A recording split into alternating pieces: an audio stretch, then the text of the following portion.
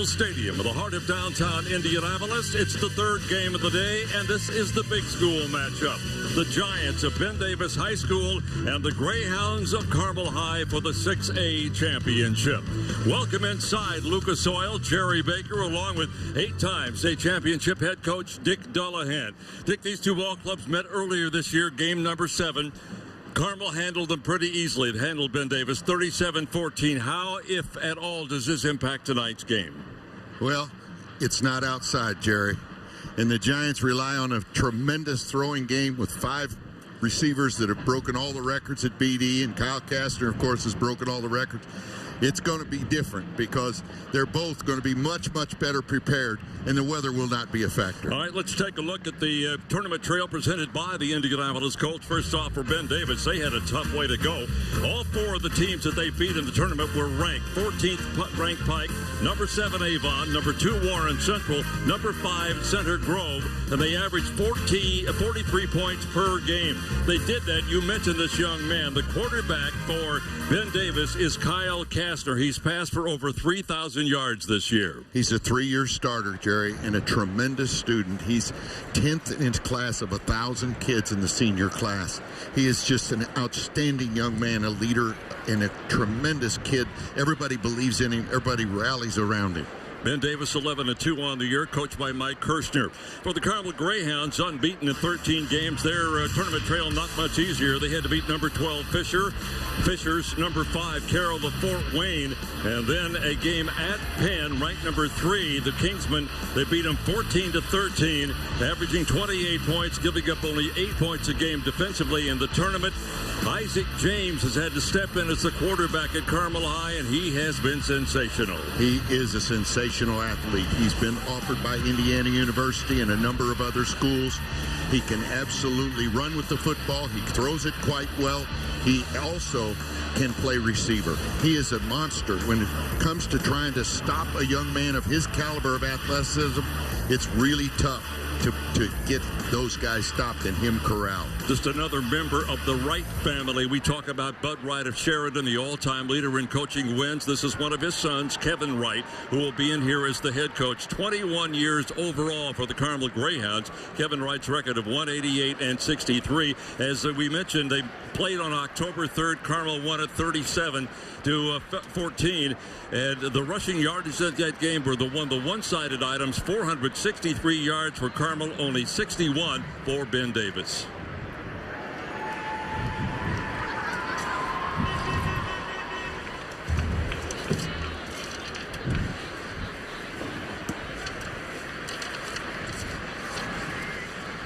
Now, fans, let's meet the teams for the Class 6A championship.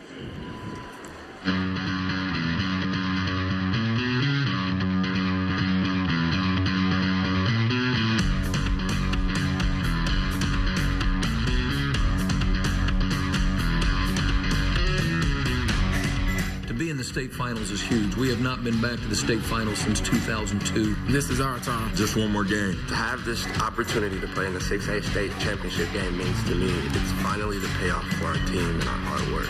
Tonight you will see. Tonight you will see what champions are made of. And have them enjoy the moment. It's so rare and it's so hard to get to this moment in time. I want them to enjoy it. We've worked so hard. When we play our game, we are unstoppable. We are. We are. We are. We are. We are Ben Davis. We are the Ben Davis Giants. Here come the Giants. The 6A state championship game starts now.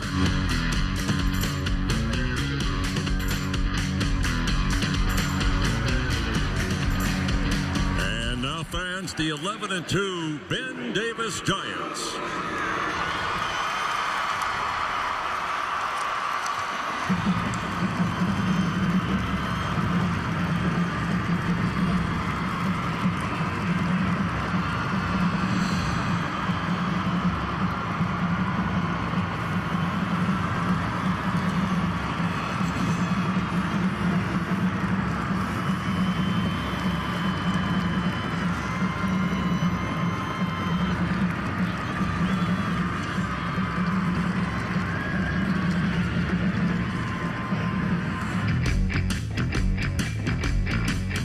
Have had to go through a lot going back really 12 months ago.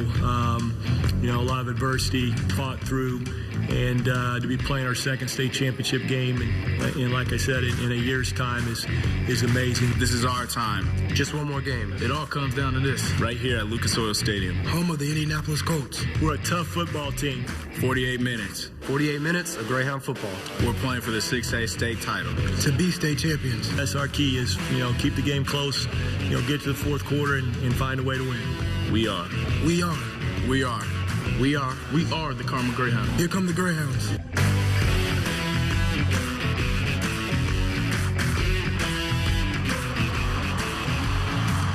And now fans, the 13-0 Carmel Greyhounds.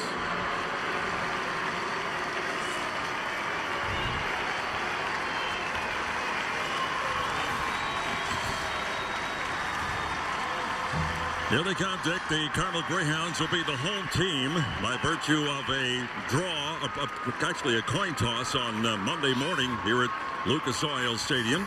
Ben Davis, of course, obviously on the other side of the coin will be the visiting team.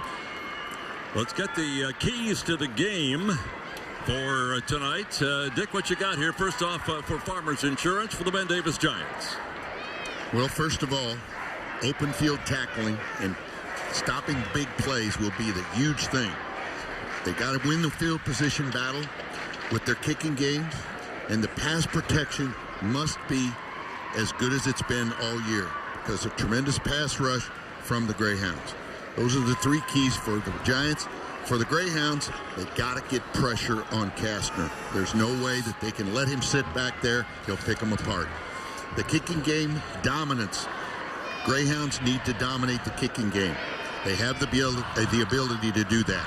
And again, they've got to make open field tackles because of the explosive nature of the Giant offense with 5 wide receivers that can absolutely play and can kill you in one play.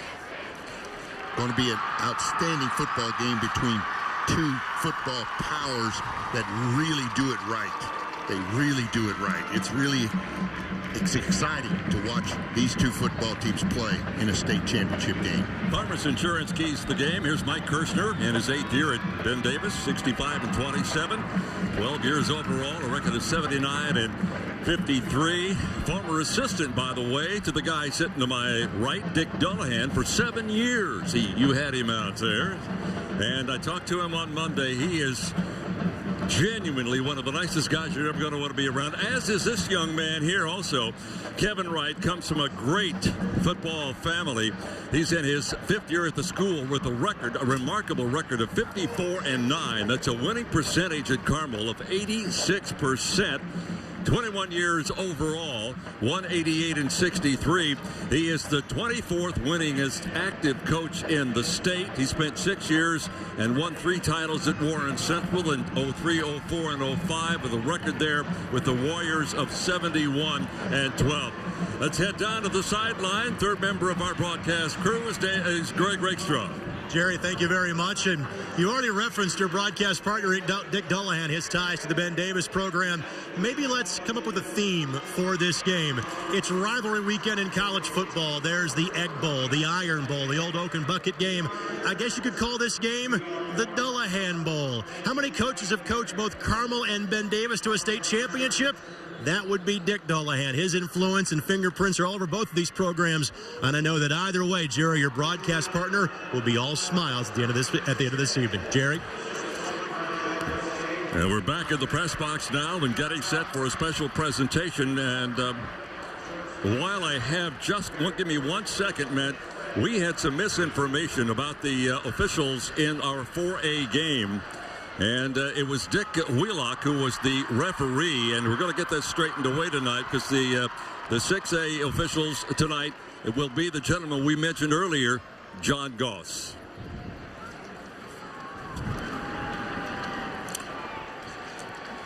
Here is the Pete Ward presentation. Pete Ward is one of the executives with the Indianapolis Colts. Known Pete for quite some time. Bobby Cox to the left. That's Bobby, the commissioner of the Indiana High School Athletic Association. Dick, I want to reiterate it again. The Colts have re-upped for 3 more years. I don't know of another National Football League franchise that has jumped in to help high school sports like they have. And this game is already underway, and Carmel gets the opening kickoff and heads up the far sideline and knocked out of bounds on a good return. Chris Perkins on the return. Jalen Harden made the stop, pushed him out of bounds, but what tremendous field position this will be for the Greyhounds. Perkins caught the ball on the run and was absolutely screaming to his right side. Nice job by Chris Perkins. The average is just over 15 yards per kickoff return with a long of 45 this year. The kicking game is going to be huge, Jerry. Yep. That kind of field position there does not bode well for the Giants at this early juncture in this ball game. So the Greyhounds will have it, and they've got good starting field position on their own 48-yard line. This is Isaac James. That's a story unto itself. James hands off in the backfield to Shakir Pascal, and Pascal gets it across midfield down to around the 45. When the season began for Carmel, Michael Vickrip was the starting quarterback. He got injured in the game against Ben Davis. In fact, he missed the last 2 regular season games. Now, they did use him a little bit last week or 2 weeks ago against Penn. He was 1 for 4 with no yards completion. So we'll see if indeed he shows up tonight. 2nd down and 3 after a pickup of 7. Hand off to the tailback again, Pascal. We're going to call Pascal's name an awful lot here tonight. He's the running back right next to the quarterback of many, many times, but Isaac James has such explosive ability. Now they stopped him short of the first down. It's a big first down, big 3rd down play here. 3rd down conversion is going to be very, very important. James still in at quarterback. You'll find him everywhere on the field. He'll be a quarterback. He'll be a receiver. 3rd down and 1. Somebody jumped offside for Ben Davis, and that's going to give him 5 free ones. I don't think. Yep, he got into the neutral zone. He did jump. They're saying that he did get, in fact, into the neutral zone, and all he has to do is to penetrate the width of the football. And that call, of course, nobody else moved. It'll be a dead ball. Encroachment. Defense. 5-yard penalty. Result. So this is John, and again, I apologize. We were given some very bad information, and that's what caused the problem. There's the jump inside by one of the linebackers. It was for Ben Davis trying to get in a hurry. So Carmel will get the 1st down by virtue of the penalty. High snap. Straight up the middle again. Right now, Carmel trying to establish a running game. 3 straight runs by Shakir Pascal. Too many yards right straight up inside. Credit that offensive line for the Greyhounds. They are absolutely very, very good. I'm telling you, Tim Fields, Quentin Tyler, those guys, I'm telling you, it's really a physical match up front. The inside running game is provided by that offensive line of the Greyhounds. Carmel with the Cherries on the left side, Moriarty, Thompson at the center, Crowder and Anton on the right side of the line. Offensive line in the backfield. James with nowhere to go is going to be sacked and knocked down. That offensive line for the Greyhounds averages 256.2 pounds per man. One of the big guys is on the right guard spot. Chase Crowder, a 6-foot, 302-pound junior. 3 of their 5 starters on that line are juniors. They really do a great job of coming off the line of scrimmage and good technique and good fundamentals. 3rd down and about 6 to go for the 1st down. They'll keep it on the ground again. Spinning up the middle is Charles Perkins. Carmel can go 2 or 3 deep in the running back. They'll use Pascal and Perkins mainly as the tailbacks. Then Jay Kerr and Tony Bitterito at the H-back spots. Occasionally, Tobias Watkins will get some playing time likewise. Somebody's down. Chris Perkins on the carry. He spun over to his right. Oh, boy. He's going to be short of the 1st down by about almost 3 yards. Methodist Sports Medicine, proud to support the competitors in this state championship event. For more than 30 years, their physicians and athletic trainers have been taking care of athletes of all ages and skill levels. Visit MethodistSports.com to learn about their team approach to active lifestyle injuries. It's number 66, Chase Crowder. Chase Crowder, 6 foot, 302 pounds. He's the offensive right guard. That's the one I was just talking about, Dick. Yeah. Here's Chase. I believe that's an ankle. Usually in that case, he doesn't look too bad. He'll probably be back. They get him over here and work on him a little bit. Maybe put some more tape on him, tape him up, tighten up the tape. He'll probably be back out there. Let's hope so. Hate to see anybody go down. Again, that starting line for Carmel is a good-sized group of guys at 258.5 pounds per man from tackle to tackle. The Ben Davis Giants defensively will use 4 down linemen.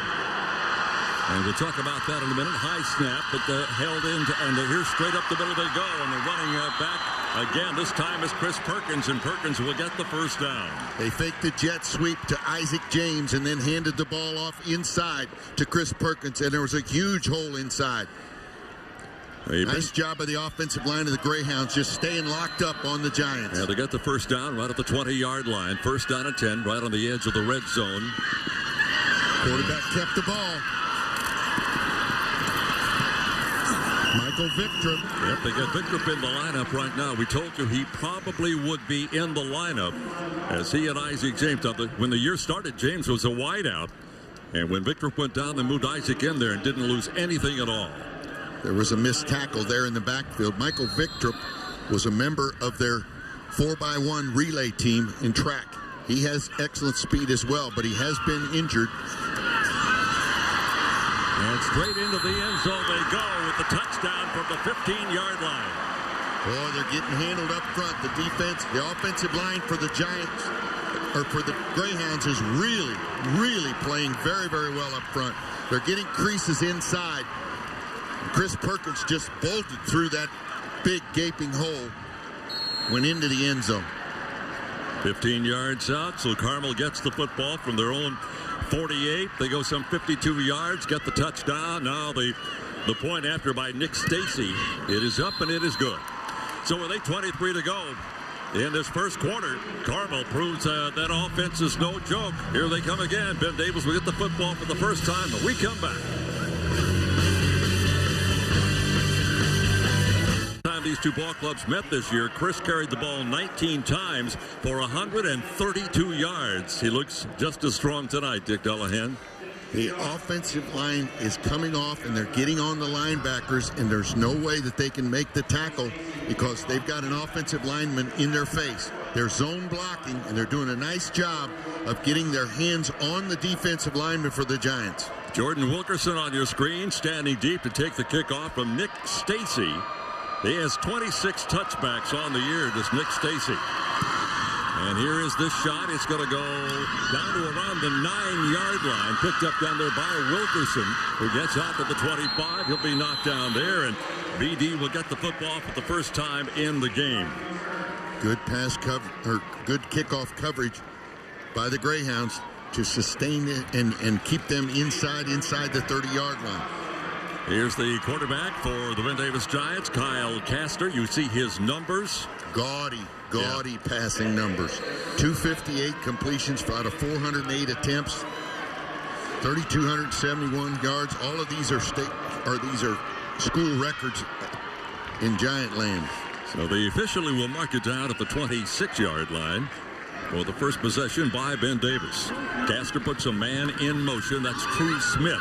Smith has the football, swings left side, breaks free, and will be very close to the first down marker. True Smith is a former quarterback.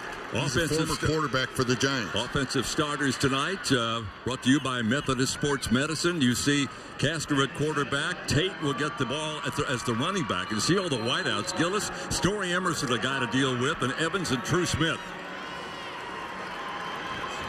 4 minutes into the game, already 7-0 in favor of Carmel. Into the line of scrimmage and hitting to the outside, and a really strong one-on-one tackle that time by Alex Akins. Here's the defensive alignment now for the Carmel Greyhounds. This Carmel ball club very good defensively. There's the lineup right now. They'll go with 3 down linemen, Hune, Verhulst, and Grimm.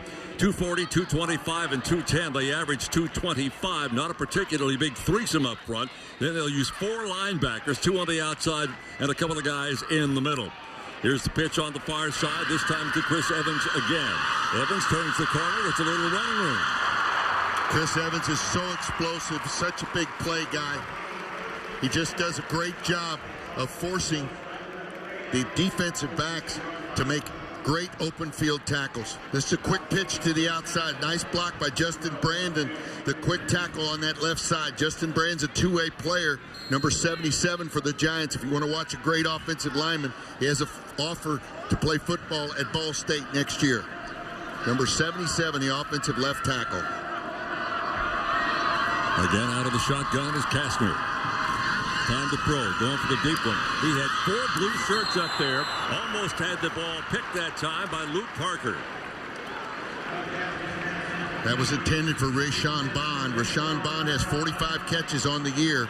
Nice job by Aiken to keep his depth, and they stayed in their 4 across, and they had the 4 verticals covered. Tried to go up over the top. Nice job by Rashawn Bond going up and preventing the interception.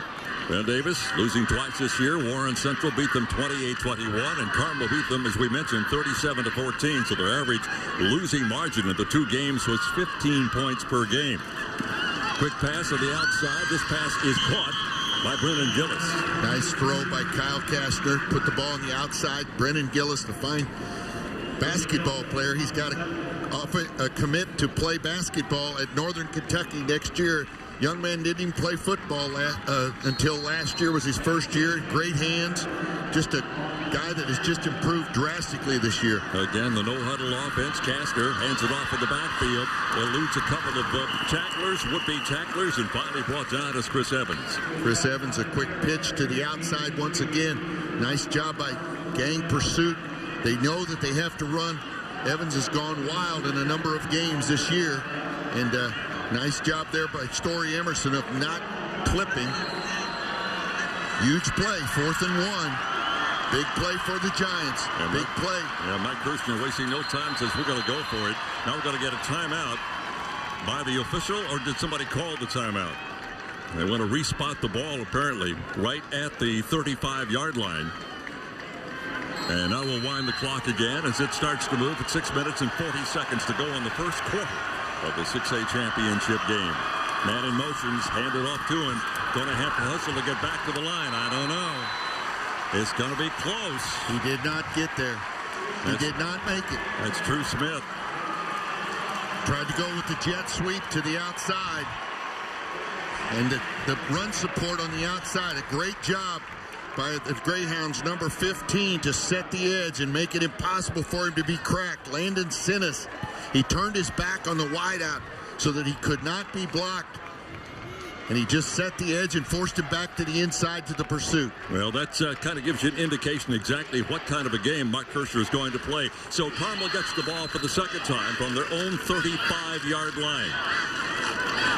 First down and 10. And the quarterback keep this time by Michael Victrup, who's in the lineup as we go down to the sideline, and Greg Rickstrom.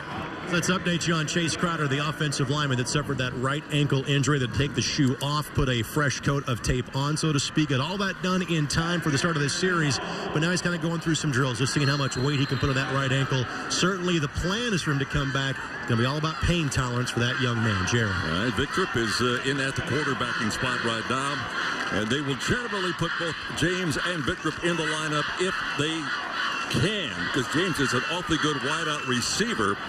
Clock to inside 6 minutes. Here's the pass to James on the near side. James eludes one tackler, knocked down at the 45-yard line. Dick, that's kind of double trouble if you're a defensive team trying to dodge both of these guys out there. Isaac James is so athletic, and he has great hands. He can play wide receiver. He can play in the backfield next to the quarterback as a running back, and plus he can be the quarterback. It's a real talented backfield. From the Greyhound lineup, that offensive line averaging just over 258 pounds per man. All alone on the near side this time is Victrup as he breaks free and gets across the 50-yard line down into Ben Davis territory. The Giants are doing something they haven't done all year, and that's Asmar Bilal playing the free safety position to try to erase some of those plays in which the linebackers are sucked into the inside zone play.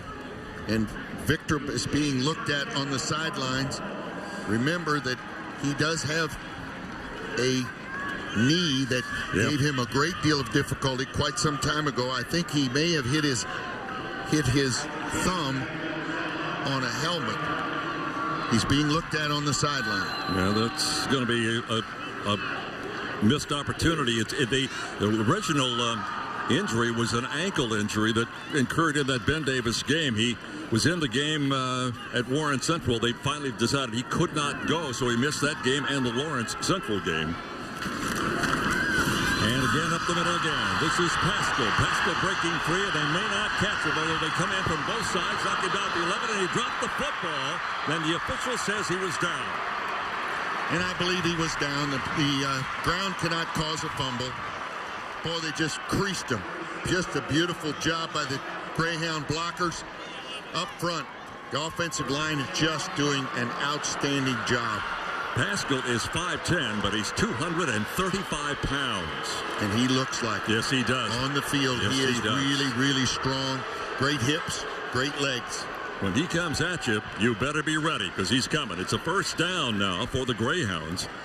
And they're in awfully good position now to get a first down or even the touchdown and set themselves up for a 14-0 lead. The Greyhounds at 13-0 on the year. Of course, both these teams in 6A had last week off. Some of the coaches like that, some of them don't. But at least it gives you a chance to heal up any little nicks and injuries that you may have incurred along the way. 1st and 10 from the 11. Out of the shotgun again. Straight up the middle they go. Down to the 2-yard line. And again, this is the carry by Chris Perkins.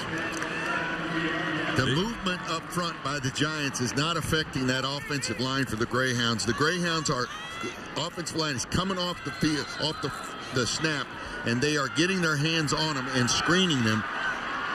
There's the Ben Davis defense, presented by Methodist Sports Medicine. They'll hand the ball off again and knocked out at the 1-yard line as Perkins one more time. Going to be very close to a first down. It'll be 1st and goal at the 1-yard line.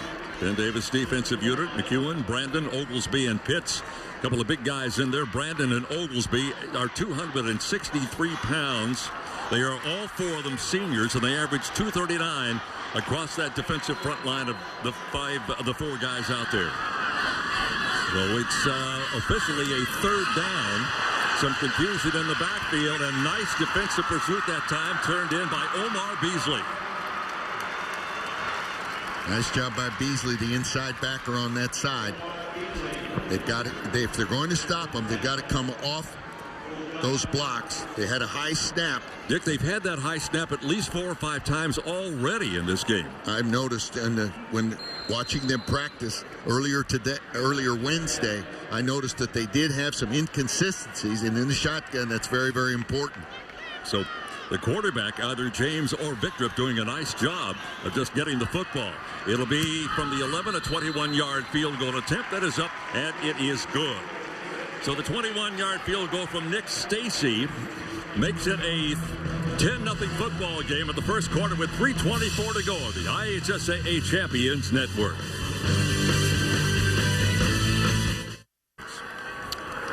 I'm sure we'll find out tomorrow what the crowd was for today. Nick Stacy getting set to kick off for the Carmel Greyhounds. That's Jordan Wilkerson back to receive the kickoff. He averages just under 23.5 yards per kickoff return. This one comes from the 4-yard line. Cuts over the middle and gets in between the hash marks. Now a late flag comes in from the near sideline. Usually that's a block in the back or a hold, one or the other. That's going to be a tough one for the Giants because, as you know, Jerry, you start field position very, very far back. Yep. Let's wait for the call now from John. It's going to be from the spot of the foul.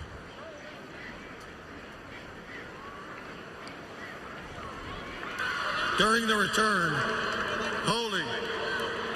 Receiving team, 10 yards. And that sets them back even further now, Dick. We'll wait for the officials spotting the ball, but they're going to put it down at the 13-yard line.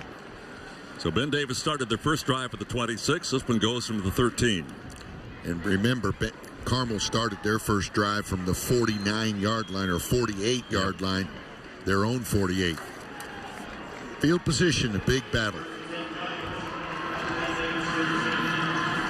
Well, the Giants got the football for the second time.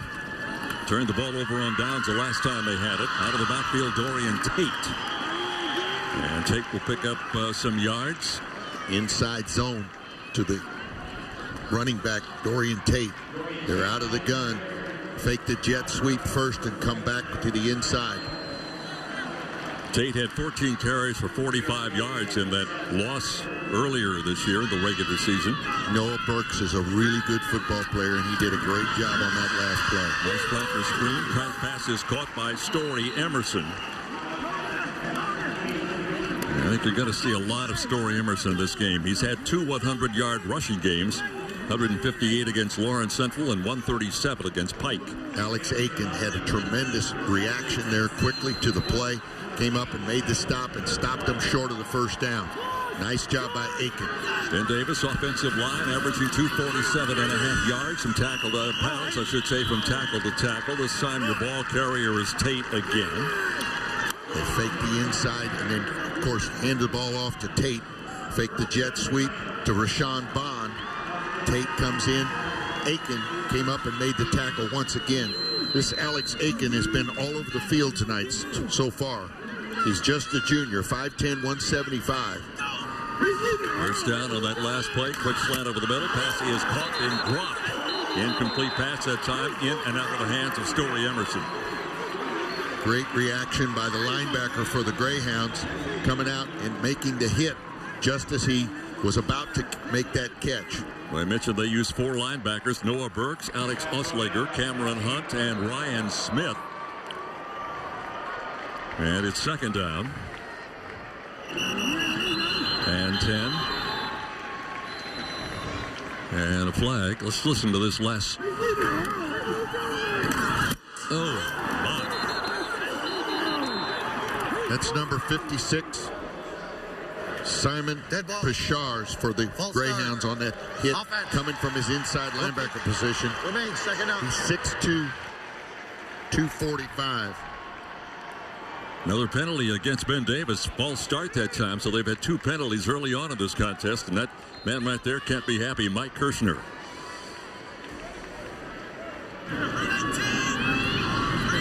So now it'll be second down and 15. Dump it over the middle. Pass is caught. Now in trouble. Here comes 1, 2, 3, 4, 5 blue shirts. All over Chris Evans. Good pursuit again by the Greyhounds. Number 16, Cameron Hunt, inside linebacker, flying to the ball. Now they got him in a long situation, so now you're going to see the Greyhounds are probably going to come with a 3-man rush. They've got the nickelback spying the quarterback. Right on the inside, number 10, Alex Aiken. Reset Dorian Tate to the right side of the quarterback, Kyle Castor. Kyle back to throw. Got a receiver upfield, and it's picked at the 42-yard line. Good defensive play turned in by Alex Aikens. Aikens has got it, takes it back inside the 30 down to the 29. I mentioned him already before, and believe me, that young man is all over the field. You talk about great read of the throw, and he's right underneath Drew Smith. Broke on the ball and made his terrific interception. Boy, what a play by Alex Aiken. He's the player of the game so far. He has been everywhere for the Greyhounds. First interception of the season now by Aikens. There he is, number 10 right there on your screen. So Ben Davis Giants with 2 possessions going nowhere now. Carmel's got it to the 29-yard line, and the keeper in the backfield this time by Isaac James. He faked the jet sweep wide to Chris Perkins and then carried the ball right up inside. Here's a good look at Isaac James. As we mentioned, started the year as one of the wideouts with the injury. Kevin said, let's get him into the starting quarterback spot. He's done really well in that position. We'll put a slot to the bottom of your screen down there.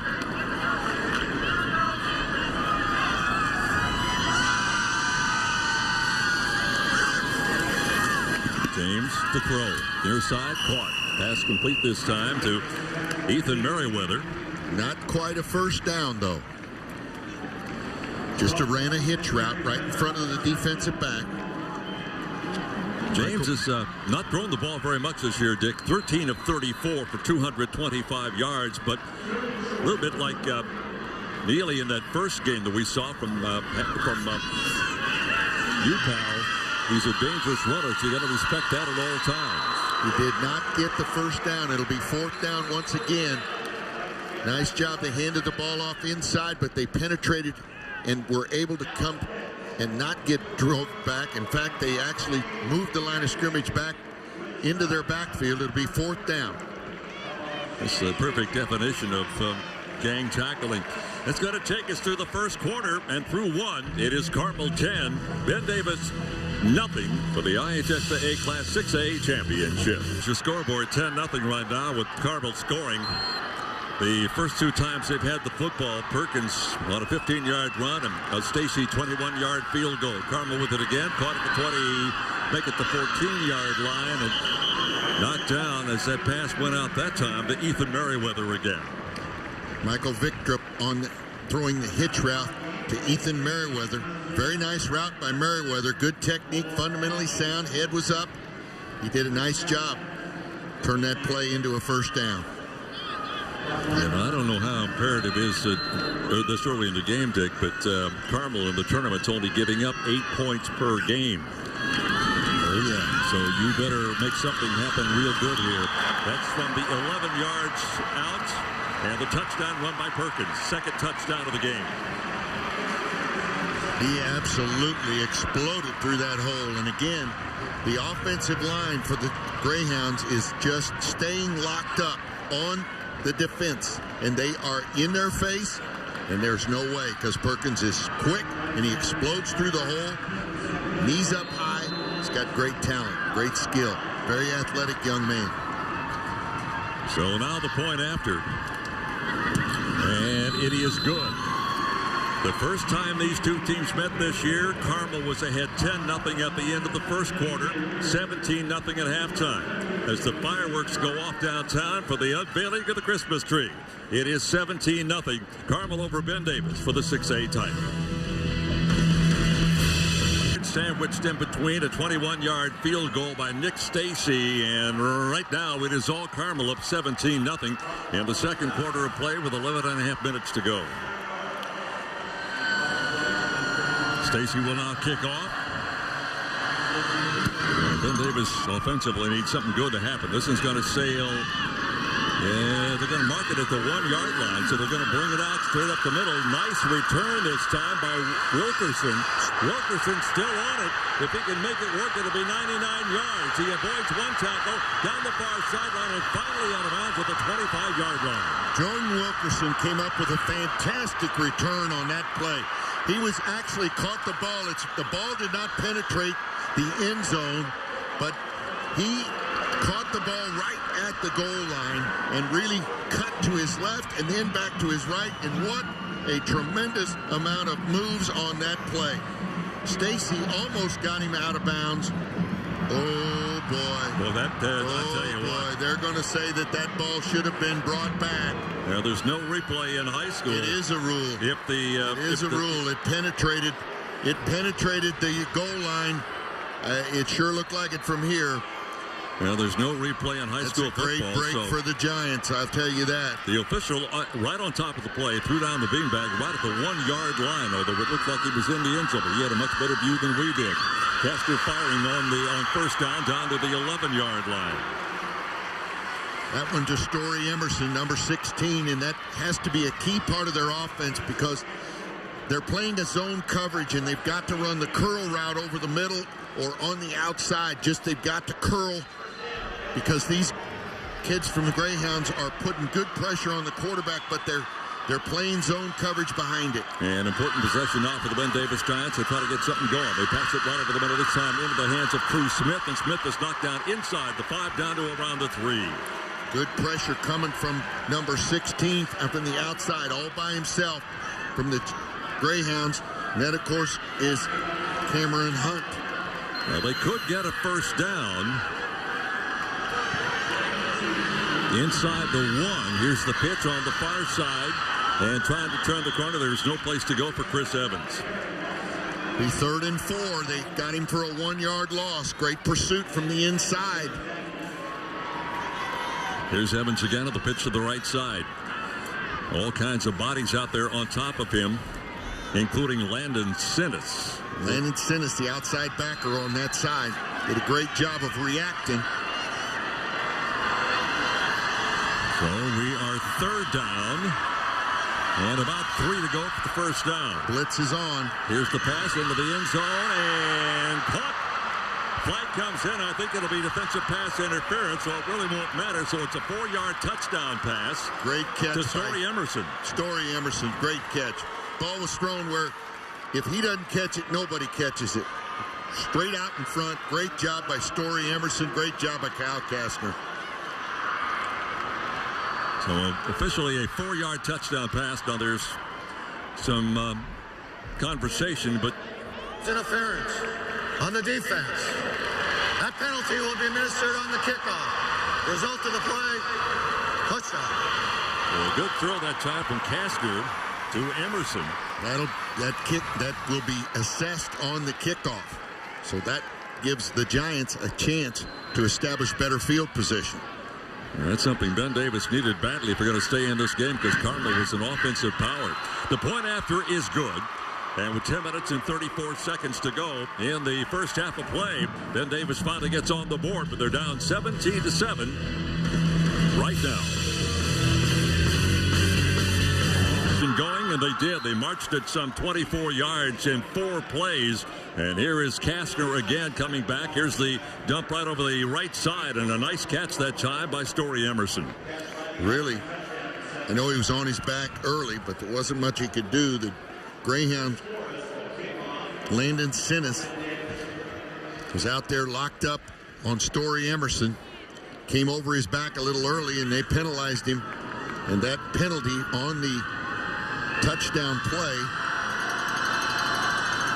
Well, they're going to kick off from the 45-yard line. They're going to try the little split kick and try to get something good to happen offensively for Ben Davis. They don't get the job done. Nice job by Carmel just to hang on to the football.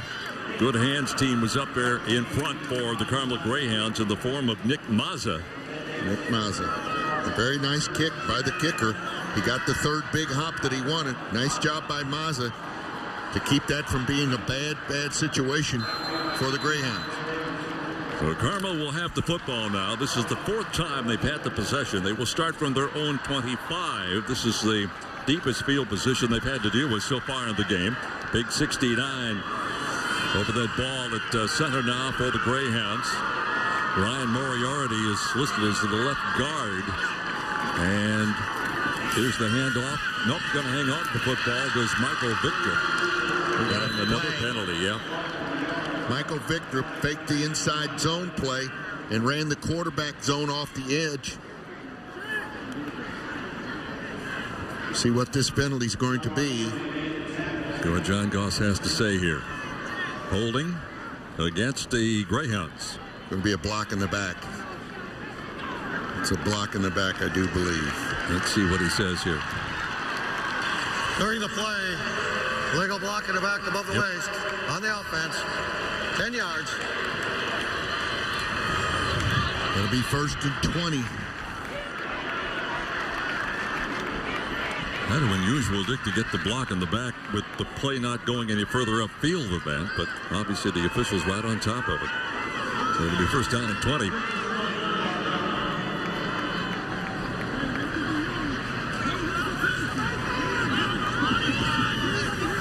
Game started out a bit like the 4A game we had earlier today, with scoring on the first 3 possessions by the Greyhounds. But it's slowed down a bit right now. Clock winding again. 10:20 to go. First half.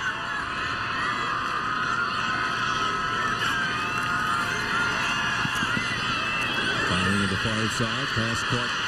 And a little bit of running room, but not much over there. Is a good defensive stop turned in by Asmar Bilal. Asmar Bilal is playing free safety, which he hasn't done basically all year. They're bringing the linebacker from the outside. Japri Minor missed the tackle there at the point of attack, but Asmar Bilal came up and made the play, and Chaz Stringer was there as well. So it'll be 2nd down and somewhere in the neighborhood of 19 for the first down. 9.5 to go. First half of play. 17-7. Carmel over Ben Davis. Back to throw. Victor trying to find somebody, and can't. He's going to have to just kind of eat the football. He'll go hard to the ground. And big Norman Oglesby was on him. Got penetration on the inside. Forced the backside guard back. Beasley came in there and blitzed from his inside backer position, put too much pressure. Victrop didn't have time. Greyhounds, 2013 state runners-up, making their 7th title game appearance in 9 years. That just gives you some indication, not just of the high school program, Dick, but of the feeder program that feeds into Carmel High School. No question. They got the PUP program up there, and they do a super job of getting these kids ready for the high school. Hand off left side, running room for Perkins. Not much. Omar Beasley erased that play. That's a very, very nice play by Omar Beasley. He made the read. It's what you've got to do if he's going to make the read. Somebody has got to mirror that running back. And then, of course, the linebacker on the other side has to scrape for the quarterback. So the defense for Ben Davis did what it had to do. They made the stop. And then Jake Herr will come on to punt it away now for Carmel, averaging 36.5 yards per punt with a long of 51 this year. He does get it away. High sailing punt taken. Fair catch called for at the 48-yard line. So it is from that spot that Ben Davis will begin their drive. Fair catch by Rashawn Bond. He's been very, very sure-handed the whole year. The young man's done a great job for the Giants. Been a very clutch receiver as well. Ben Davis High School out on the west side. School was named for the 1880s Vandalia Railroad executive Benjamin Davis, a 9th grade center built alongside Ben Davis to address the specific needs of 9th grade students a while back. You walk out there, if you ever get out there, it's like a college campus. Dick, it's grown a lot even since when you were there. No question. Great job by Dorian Tate. They ran the jet sweep to the outside. Nice job by the big the left guard. Justin Brandon was also leading that play to the outside. Well, it's 2nd down, and we'll call it 2. It's basically a long 1 yard. Hand off of the backfield again. They will get that yard and get the first down. Kevin Britt is a longtime athletic director, the good friend of mine over the years, a lot of us over the years, now the assistant principal at Ben Davis High. If you're into other sports, Lauren Cheney, the USA Olympic soccer gold medal team. Graduated from there. Giants ranked 1st in Class 6A in scoring, 41.8 per game. So we've seen a lot of offense in the first game today. Now some more wide open pass on the 35-yard line and had it, and Litt couldn't hang on to it. Story Emerson, that is so unlike him. They really caught him because there was a mix-up in coverage, and Story took his eyes off the football, did not look it all the way in. Great read by Kyle Kastner getting it to the right man. Dick, I'm not sure they had anybody defensively out there on him, and I think that's what Kastner reacted to. So it's 2nd down and 10. Running for his life now, trying to turn the corner right side is Evans. And he'll be knocked out of bounds, and the clock will stop now with 7:14 to go in the half. Well, the defensive people are really running fast, and they're really doing a great job. There again is Aiken. Aiken is the unblocked guy. He's coming from that free safety position, and he seems to be all over the field. 3rd down and 7. From the 34-yard line. Big 3rd down now. Ben Davis trying to get back into this game after falling behind 17-0. Quick slant pass. Caught near side. Good job this time. The catch by Brennan Gillis. I thought they were throwing to the underneath man, and I thought they'd overthrown him, but Gillis was right there. When he throws to Gillis, he throws it up high. Gillis is 6'6", and he's a basketball player and has great hands, and he always catches the ball in his hands. And I mean, here lately, Kastner has been throwing the ball very high whenever he throws it to Gillis because nobody else can get up there. You mentioned basketball. He's a Northern Kentucky basketball recruit, and he's a big target for Kastner, especially on those 3rd down situations. Carmel says there's a fumble. I haven't seen any indication as of yet from the officiating crew as Dorian Tate comes out of that mess. It'll stay in the hands of Ben Davis. They are driving the football. This drive began at the 48-yard line of Carmel, and they are now down to the 22-yard line. Look right in the face of Kyle Kastner, going again on the near side. Oh, what a catch that time by Brennan Gillis again. Brennan Gillis, he just can go up and get it. And since he's developed the ability to catch the ball in his hands, he just leaps up in the air, catches the ball in his hands. What a great play by Brennan Gillis. Gillis on the year, 52 catches, 635 yards, 3 touchdowns. Well, that's a weapon to have because your defensive backs, generally speaking, Dick, are kind of small guys anyway. He's got a terrific advantage. Castner. Great throw by Castner. It'll be first down. The fullback in the game. First down and goal from the 3-yard line. Here's the lead blocker. Quick pitch. Relaxed on him. Nice job by the defense. Chris Evans couldn't get anything that time. Again, I keep mentioning his name, but Alex Aiken. Yep. Alex Aiken is just there, as well as the outside linebacker. Alex Aiken was playing from the free safety position. Looked like he was coming on the outside on a blitz. Akins has 104 yards, 104 tackles this year. And off left side, they'll try it again, and they'll get down to around the 3. So a gain of maybe a yard on that play. And a big third down coming up. Well, you hate to settle for a touchdown, for a field goal here after getting the ball in such good starting position. That was Chris Evans. And they're going to get the touchdown from 3 yards out. The run that time by Dorian Tate. Power off tackle. They put their big boys in there. Came with Dorian Tate off tackle, and he is a load. Nice job by LaShawn Johnson taking it up inside.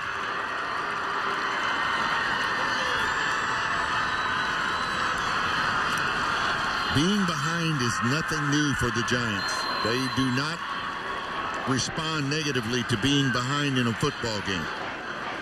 So here comes the point after now by Figueredo, and it is up and it is good. So he's 44 of 46 on the year. And all of a sudden, we got ourselves a ball game. 5:37 to go in the first half. 17-14. Carmel over Ben Davis for the 6A title.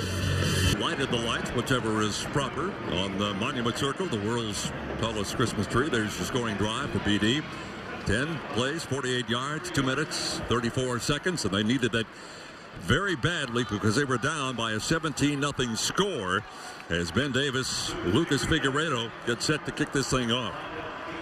Standing deep now for Carmel Greyhounds, 21, Chris Perkins, as I mentioned, averaging about 15.5 yards per kickoff return. This one sails near side, taken up to 16.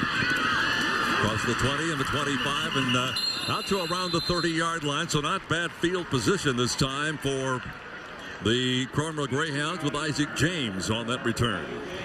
They're pulling out all the stops without Isaac James back deep to return kicks. The Greyhounds are showing that they want to get the ball in the hands of their best athletes, and boy, Isaac James is one of them.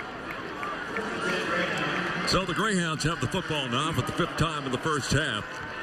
Starting at the 34-yard line. They've scored on the first 3 times they had the football. And took a 17-0 lead in the game. Now it's 17-14. And off left side. Perkins, who already has 2 touchdowns to his credit. Chris Perkins on the outside zone play. To the outside. Isaac James was all the way out one-on-one on the corner to the wide side of the field.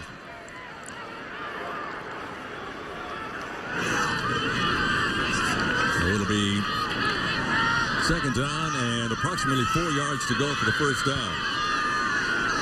Isaac James is in the slot on the inside.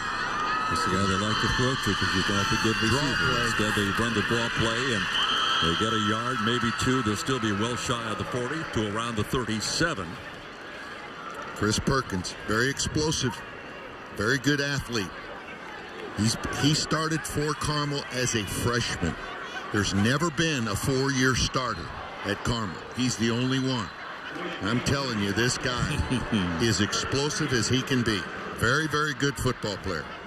Well, the Greyhounds run that spread offense, and they run it very, very well. If you're wondering, Isaac James, the last I heard, he had not made a college choice. He's considering majoring in biology or sports management. A long jumper and a sprinter on the track squad for the Greyhounds. This is going to be a hitch route to the outside. They are going to simply run a hitch route in front of one of the corners on either side, probably the back side. There's no question that with Victrop in there, they have tremendous ability to throw the football very accurately. They take a look at the lineup, and Kevin Wright, of course, calls the play after he's had a chance to look at the defense. They wanted to reset the game clock to 4 minutes, 24 seconds. They've got that job done from upstairs. James is the width on the wide side here, locked up on Jalen Harden. Colin Pearson is one of the slot guys down at the bottom of your screen. And here comes that play, and instead they're going for all the marbles, and he just overthrew the intended receiver. It's the young man that I just referred to, number 14, Colin Pearson, in that slot to the deep right side. Ran him right straight down the field, and he was open. He just overshot him. Victor faked the jet sweep to the outside and then unloaded the ball over the top and just didn't get enough air underneath it. The Giants were beat on that play. It'll be 4th down and about 3 yards to go for the first down, and the clock showing 4:12 to go here in the first half. And that's a big stop for the Giants because they needed to get that confidence in their defense and make a stop like that. So Jake Hurd comes back in to kick it away. He punts it. It hits at about the 27 or 8 yard line. Takes a pretty nice Carmel bounce inside the 15 down to around the 14-yard line. Second punt of the game, and a nice one this time for Hurd. Down there by Nick Mazza. Good coverage. It was impossible for the punt returner to get a play on it. Had to let it drop. Ball was kicked very, very low. So the first 3 possessions, Carmel scored, and they've had to punt it away. Here's a look at the Carmel bio. This school goes back to 1887, when the cornerstone for the first school was laid. The current high school building dates back to 1958, so it's been around for a while. Jim Inskeep, the athletic director there, does a superb job passing the flat on the near side. The pass is caught in some running room out there as this drive began back at the 14. Dorian Tate on the catch. Just a little swing pass. The wide receiver on this side, Brennan Gillis, went down and blocked the corner, and they threw the ball behind him to Dorian Tate on a swing. They got about 9. It'll be 2nd down and 1 as the clock starts to wind down to 3.5 to go in the half. Hand off to Tate again. Did he get enough? I think he did. I think they called it a first down. That clock stops the clock. Yep. Why is the clock still running? He signaled that the clock should stop. It's still running, and that's... oh, my goodness. That is so wrong. The clock is still running. Clock should stop, but there's a first down just till they move the chains. So they've lost about 10 seconds. Nobody seemed to notice it, so again, out of the shotgun they go. Here's the pass to the other side. Pass is caught again. Chris Evans. Now check it. That's a new guy on the plane. It is Rashawn Bond. That's right. Rashawn Bond, you got to love him because he's just such a dependable guy. He's really catches the ball in traffic. Does a great job on 3rd downs and making big plays in 3rd down conversion. So they got 7 on that play. 2nd down and 3. And now they come back in a hurry. Yeah, they're going to get the first down again. I love the speed of this offense right now. That's Evans with the carry. 2 minutes, 33 seconds. They constantly have the ability to go into that 2-minute offense mode, and it's almost like it's normal for them. They know how to run the football and throw the football with equal proficiency in those 2-minute situations. Yeah, they did get the clock stopped that time. Here is Kastner back to throw again. Wide open on the far side. The pass is caught.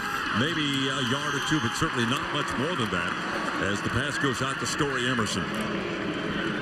And Landon Sinnis just made a great play. Great open field play by him.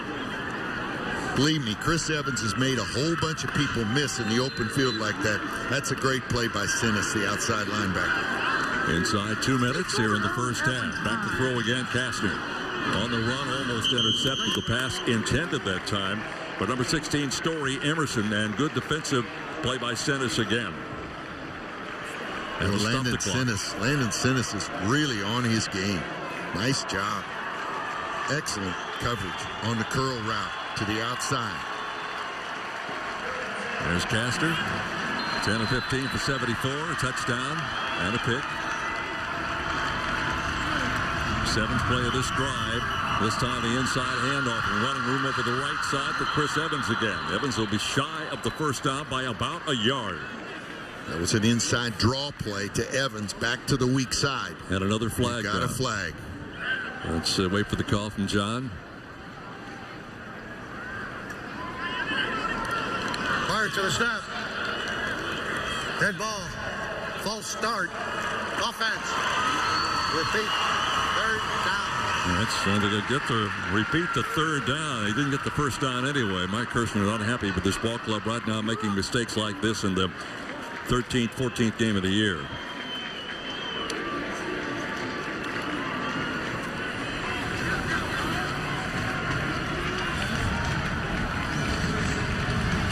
So, with 1:50 to go in the half. Great defensive play by Jared Patterson, defensive back for the Greyhounds, to come up and stop him short of that, although it wouldn't have mattered because of the penalty. Yep. So it's third down and 15 from the 32, their own 32, and Ben Davis in white, Carmel in blue. Here's the quick pass of the sideline, and almost a terrific catch. But an even better, perhaps, defensive play turned in over there. Story Emerson was not able to come down with the catch. Good coverage. They were in position. Number 2 for the Greyhounds. Tyrone Thomas, yeah. Tyrone Thomas. Another senior defensive back. Well, now you face yourself with a situation where you're going to have to punt it away, and Carmel's going to have some time to deal with. Kyle Kastner on the kick. Jalen Walker was the guy you saw deep back there, number 3. This will go out of bounds, and this is going to give Carmel some pretty good field position at the 44-yard line. Kicked the ball out of bounds on the punt. They've had difficulty with the kicking game all year. No consistency. And there's no question that that is not a good thing, because now the defense will have to bow their neck and really do a really good job of keeping them in front of them. Because this Greyhound unit can score from anywhere, anytime. Second best field position in the game for Carmel. Their first drive began at the 48. This one's at the 44 with 1:35 to go now in this first half of play. They run over the left side and get nothing.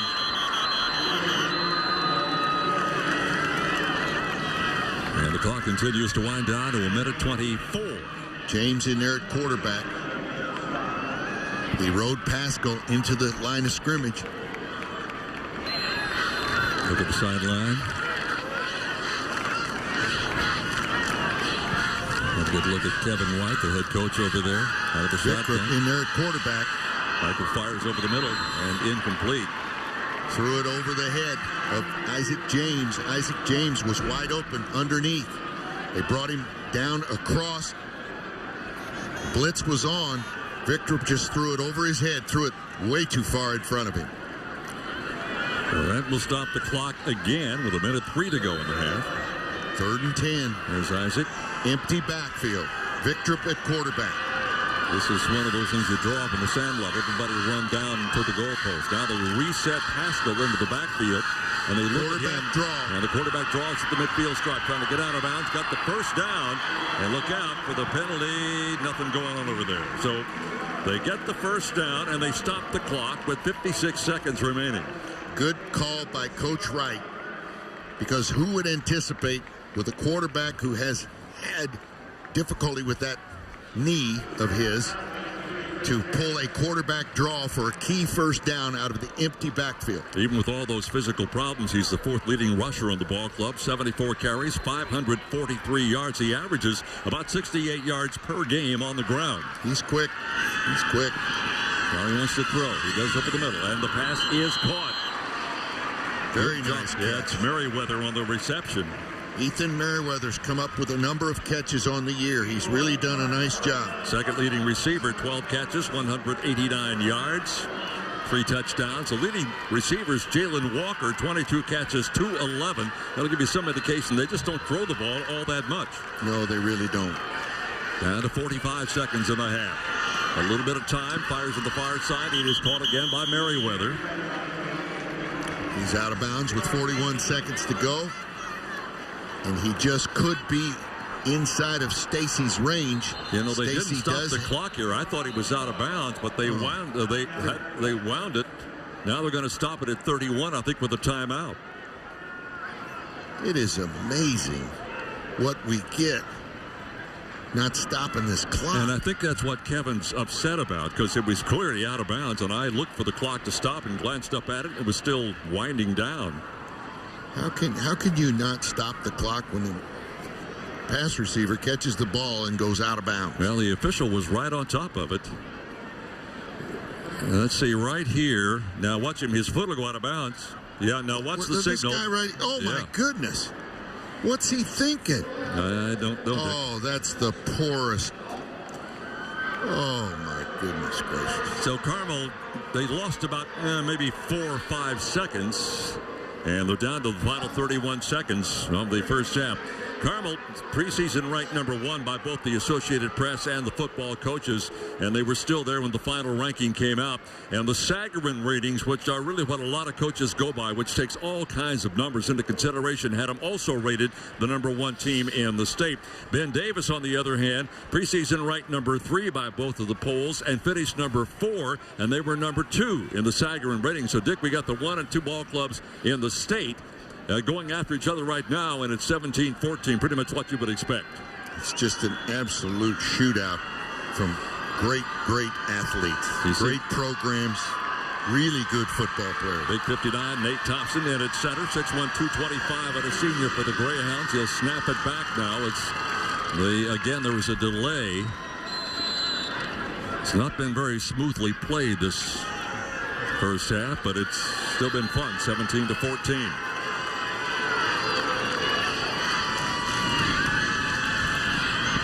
Try to get it all into the end zone, overthrown. And a receiver in the area in Jalen Walker. And now we're looking at a third down and about 3 or 4 yards to go for the first down. Trayvon Smith, the inside line or the outside linebacker, was locked up on Jalen Walker, and that is a mismatch. So you can still run a couple of plays here if you want to. Back to throw, and that's the last thing that Carmel wanted to happen, is that Ben Davis defense came storming in there. There's big 96, Norman Oglesby, one of the guys off the bottom of the pile. There's 99, Antonio McEwen likewise. Good pressure from the inside, but they finally got him on the edge. Ben Davis has 36 sacks on the year, led by Dallas Pitts with 11. And there's Mike Kirshner now with 20 seconds to go. Well, the Ben Davis Giants defensively, it's going to be a 4th down situation. Well, everybody knew that it was going to be a shootout because there's such tremendous physical talent and such strength up front. These kids can all run, and it's just going to be a matter of execution. And that second half is going to be a Donnybrook as well. Yeah, Ben Davis would love to get into the locker room down by only 3 because they were down 17-0 before the game really got started. They had 2 touchdowns by Perkins from 15 and 11 yards and a 21-yard field goal by Stacy before Ben Davis finally came back and got a 4-yard pass to Emerson to make it 17-7, and then Tate a 3-yard run made it 17-14. So we are right now. 4th down. This is a big situation here. Looks like Ben Davis is matched up in man-to-man across the board with the free safety sitting back deep. Looks like Jalen Walker, and they're locked up man-to-man. From the 32.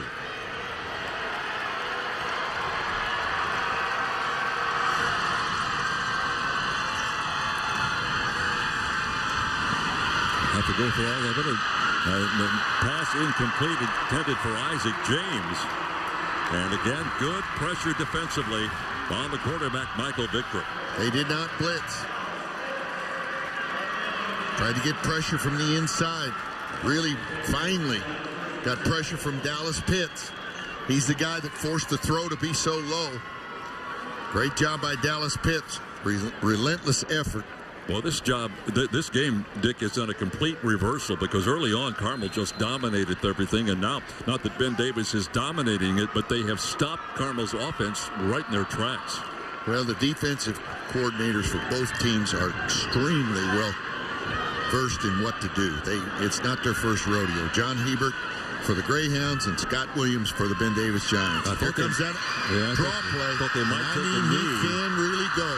Well, they might take a knee, but that is not the case as they hand it off to Evans, and Evans gives them a little bit of breathing room. They've still got a little bit of time left, 10 seconds in this first half. Now, I will tell you, they can throw this ball up, and Gillis can go up and get it because they have the ability and the skill, talent to throw this ball up. Now, whether they can get the ball to the end zone, that would be something if he could throw it that far. Looking to Chris Evans, number 12. Back to throw now is Castor. Up the sideline and an incomplete pass. And again, they went high in the air. This official's he's got to react quicker and wave that off so that they get the clock stopped. Here's the pass intended for Story Emerson. Nice and job. Incomplete. Nice job defensively. Grant Gaynor. Wow. He blasted Story Emerson and shook that ball loose. So now the final play of the first half, and the question now is, do you take the knee and get out of dodge, or do you go ahead and try to put something on the board? Castor's got a pretty good arm. For it. Yeah. They're going to lay it up. I'll be surprised if they don't. Kyle from his own 40, firing upfield and incomplete, and that's going to get us to halftime. Well, the Giants did a good job of forcing Carmel into the turnover on downs and then could not move the football back upfield. So as we hit the halfway mark of the 6A championship game, pretty much what we had anticipated as far as the score being close like this. And let's head down to the sideline. Greg, what you got down there? Kevin, overall, your thoughts about your team's performance in the first 24 minutes of this game? Well, I mean, we let them flip momentum there on the kickoff return. So, I think we played pretty well early, and then they flipped the momentum. We can't let them do that. We just got to settle back in. And we got 2 quarters that it's going to go down the end, and we knew that. What are you seeing differently from Ben Davis than what you saw when you played him back in regular season week number 7? It's the same thing. I mean, they're not doing anything different. I mean, they've hit a couple passes. I thought we've done a good job defensively. We just have to sustain drives and keep their offense off the field. Kevin, best of luck in the second half. Thank you. Jerry? Greg, that's pretty much what we had said, Dick, that the game had done kind of a turnaround. The Greyhounds had everything going their way as they scored the first 3 times they touched the football, and then momentum shifted the other side to the purple and white Ben Davis Giants down at halftime by a 17-14 score. So we'll take a break, and we'll come back with our halftime show in just a moment. There's your score. This is the IHSAA Champions Television Network. 3-yard run. And that's what makes it what it stands right now. Time for the Subway halftime highlights, Dick. A lot of this will be in the Carmel side of things early on in this contest anyway. Chris Perkins just exploded up the middle, had a big hole. Nice defensive play there by the Greyhounds. Big interception by Alec Akins. Alec had a tremendous half. He was everywhere for the Greyhounds. I was very impressed by the way he played that first half. And Perkins, of course, exploded up inside. Early on, the offensive line for the Greyhounds was really doing a great job there. Story Emerson was hit on the slant after the big kickoff return. And then here comes Dorian Tate into the end zone. That drive started at 48 yards out. It was a big drive for the Giants. They needed it from a confidence standpoint. So now the first half numbers. That touchdown by the Giants. Tate came with 5.5 minutes to go in the half. From that point out, nobody could put anything on the board. Dick, the numbers look at rushing yards in favor of Carmel, passing yards in favor of BD. The statistics reflect the score, 169 to 167. Now the Greyhounds have just had 39 passing yards. The Giants, of course, have had 84. More balance as far as the Giants are concerned, but this is a very, very good football game. Ben Davis turned it over once on a great interception there by the Greyhounds. But penalties are somewhat even. Giants have 4 for 25. Carmel 2 for 25. As you can see, the time of possession really is not that much different at all. This is just a heavyweight fight, and the one that makes the fewest mistakes, I do believe, is going to be the victor in this ballgame. Giants leading rusher Chris Evans with 9 carries, 46 yards. For Carmel, Perkins 10 carries, 60 yards. And that's the way we stand at the halftime mark. Second half, just a couple of minutes away. There's your halftime score. This is the 6A championship game, and the IHSA got Mike Kirshner down there. Yeah, standing by with Mike Kirshner right now. Coach, what was your message to your guys at halftime? Finish. We've always been talking all year. Our theme has been right at the next chapter, and this is our final chapter. Win or lose tonight, it's our final chapter. And I said, we're on the last page. We've turned the last page over. It's page 150. You make a decision how you want it to end. You've been a great comeback story all year. The comeback started in the second quarter tonight. What flipped in the last 12 minutes? Well, we got a little bit of momentum with a big kickoff return by Jordan Wilkerson. Got a short field, got it back. Kyle started hitting some receivers. We got to catch the ball a little better. We've had some big drops. We just got to do things the way we've been doing them all year and hope for the best. Coach, best of luck second half. Thank you very much. Jerry? Mike's a real sports guy. He's assistant football coach, girls basketball coach, and softball coach at Warren Central from 1990 to 96. We will take a break, and then we'll come back and see if that guy could get his ball club back in the game. This is the IHSAA Champions Television Network. And as the head coach Mike Kirshner told Greg, we got to finish. And I think that's really the key to the first half. There is Mike right there I was talking about. He was very active at Warren Central High School from 90 to 96. From 96 to 2000, head football coach, assistant girls basketball coach, and the head boys track coach at Cascade High School. And a delightful man to talk with. And when I talked with him on Monday, I said, it's good to have you back. And he said, it is good to be back because it's been a while since they were here. He was the head coach at Cascade, and I called him and I said, Mike, have you ever thought about going back to the big school and perhaps coming to be an assistant at Ben Davis? And he said, you know what? He said, I think I'd like that. And he liked the idea of bringing his children to go to school at Ben Davis. And he's done a great job, and his 3 kids have done him proud. His daughter Monica is a professor at Marion College. His son Jonathan, who played the offense and defensive tackle for the Giants. His son Jonathan is up at Hamilton Heights as an assistant football coach. And of course, Katie Kirshner, the golfer at Marion College in her junior year, I believe she's in her senior year now. Just has a great family, wife Terry. So what you're saying is you didn't ruin all of your assistant coaches then? No, he's a wonderful guy. Did a great job.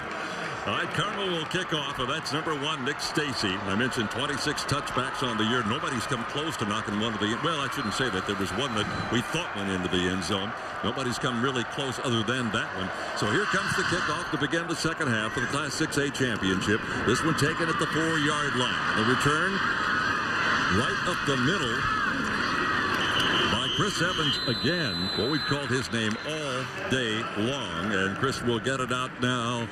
Let's see where they finally spot it down. They'll put a ball down right around the 24-yard line. Chris Evans is very explosive, but I'll tell you, the kickoff return coverage for the Greyhounds, except for that one kickoff return that they actually felt like it went into the end zone, they've done a great job of kickoff coverage. Ben Davis coming out running a spread offense. Last undefeated season they had, by the way, was 2001, but the last losing season at Ben Davis High School was 1985. That's what kind of a program they have put together over there. Here's a run for about 9 yards, and again off the bottom of the pile is Dorian Tate. Out of the spread, just a quick pitch to Dorian Tate, and he really accelerated to the outside. A very, very nice block again by Justin Brandon. Justin Brandon is outstanding. He's been playing both sides of the ball, offense and defense. He's the quick side tackle, and he really does a great job of blocking. Second half just getting underway. A nice move that time by Tate. He wanted to go up the middle, so to speak, and then had to dance to the outside and got himself 2 or 3 yards. Ben Davis last year, an 8-3 ball club, couldn't get out of the sectional. They lost to Pike 34-32. Kastner passed for 1,782 yards and 18 touchdowns in his second year as a starter last season. He has really developed into one of the top-notch quarterbacks in the state. On the 1st and 10, out to the 38-yard line. Dorian got about 2.5 yards. They're trying to establish that run game again. Inside zone play to Dorian Tate. Dorian has an offer from Indiana State University. He is an excellent football player. That's my old alma mater. I'd love to see him go over there. They've got a good coach. They've got a good program. They finally got that thing turned around a little bit over there. Yes, they have. 2nd down and 7. Caster, double pumps, fires, and almost caught, and then again almost intercepted. Story Emerson, the intended receiver.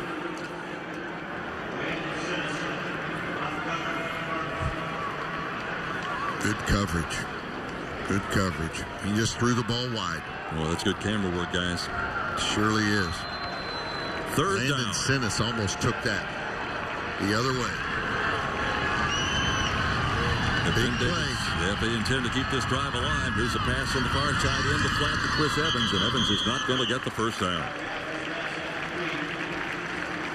Strange call. They're trying to get Evans out there singled one-on-one. Here it is right here. They got a good block, but an even nicer defensive play turned in by Landon Sinnis again. Landon Sinnis is playing terrific. He has been in the right place. Him and Noah Burks, outside linebacker on that other side, both outside backers have played very, very well. Now, they're going to keep the quarterback in, Kyle Kastner, to punt it away. He averages 35.8 yards per punt. And what do we get happen here now? Was there a penalty? An illegal procedure on the wideout on the far side. They shifted down from punt formation, and the coverage player on the far side was in the neutral zone. Well, that'd give him a first down. Fire to the snap. No. Nope. Dead ball. False start. Okay, it's the offensive penalty. So that lured him into the neutral zone. It was the wide receiver on that far side. Very top of your screen. Now there it is right there. Number 49. That, of course, is Harrison Goss. Well, that just moves him back 5 and makes it a little more difficult now for the punter, Kyle Kastner, to kick it away. They actually have 3 punters on this squad. Not a very good snap. Pretty good punt. A little bit more leg into that one. It's at the 25. Takes a real nice Ben Davis roll. It's going to be down right at the 5-yard line. Well, Kyle Kastner went through a period of time during the season when he did not punt at all. They had trouble finding a punter, and he hurt himself and was not able to punt for a period of time, and now he's back punting once again. Yeah, they used Chris Flores and Story Emerson also in that punting role as the season wore on. So they run 5 plays, have to punt it away, and now Ben Davis will go on defense as the Carmel Greyhounds have the ball, but deep in their own territory, back at the 5-yard line. This is by far the worst starting field position they have had. They'll officially mark it at the 6. Isaac James in at quarterback. There's the total yardage, top of your screen. Isaac on the handoff to Pascal. Jake Herr is the H-back, and he came back to the right, potentially as a lead blocker for Isaac James. If Isaac James keeps the ball, they handed the ball off to Pascal, setting up the Isaac James run on the quarterback outside zone. So they got 3, 2nd down and 7. You'll recall last year was the first year for the 6A championship, and Warren Central beat Carmel 7-6 in just a defensive struggle right from the get-go. Big Rowe won the Medal Attitude Award last year for Carmel. Again, the handoff, and again they go to Pascal, and Pascal's going to bang it out to the 15-yard line. He's going to be very close to a first down. Well, marking it just a few inches short. It's going to be just short because they need to get to the 16. They're going with Perkins and James in the backfield at the same time. I remember Michael Victor hit his thumb on a helmet or got it pinched or something, because we haven't seen him since. Interesting formation now at the offensive as they reset one of the running backs to the right side and hand the ball up. Nope, they're going to keep it in the backfield again with a fumble, loose ball, Who's going to get it? Now the mad scramble. The official says Ben Davis football.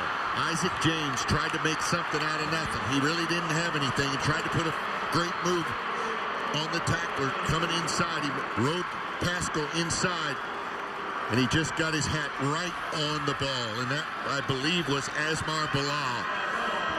It was Asmar Bilal. He put his helmet right on the football, and there goes the ball. What a huge play by Asmar Bilal.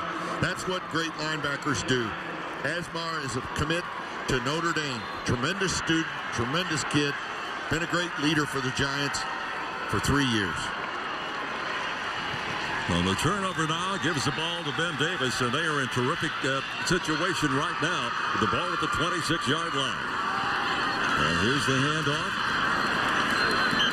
Tried the draw play that they had Gluck giving the ball to Chris Evans, and they tried the same play to Dorian Tate, but they were alert for it. The flow from the backside, they stayed at home, did a nice job. Tate, 7 carries, 27 yards coming into this particular play now. Again, Evans is the leading rusher for the Giants with 46. Kendall Hume made a great play for the Greyhounds on that last play. No gain, second down and 10. This ball in and out of the hands of True Smith. And I believe that was True Smith. The ball was thrown a little bit behind him. Wasn't able to make that play. Well, Kyle hasn't been as sharp as he normally is, and that's been a factor. He hadn't had the precision throws that he needs to make.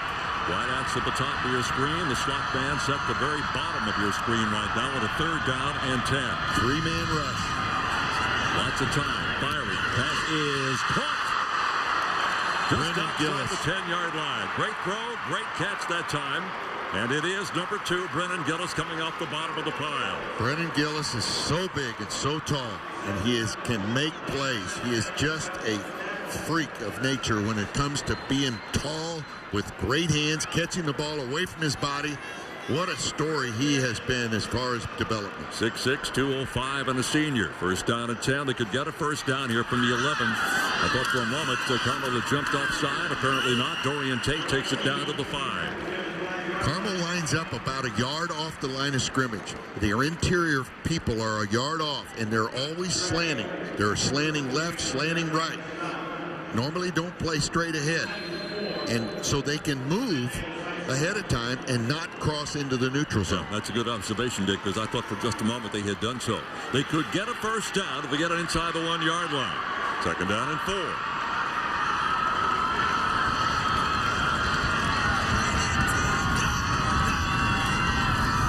From the 6.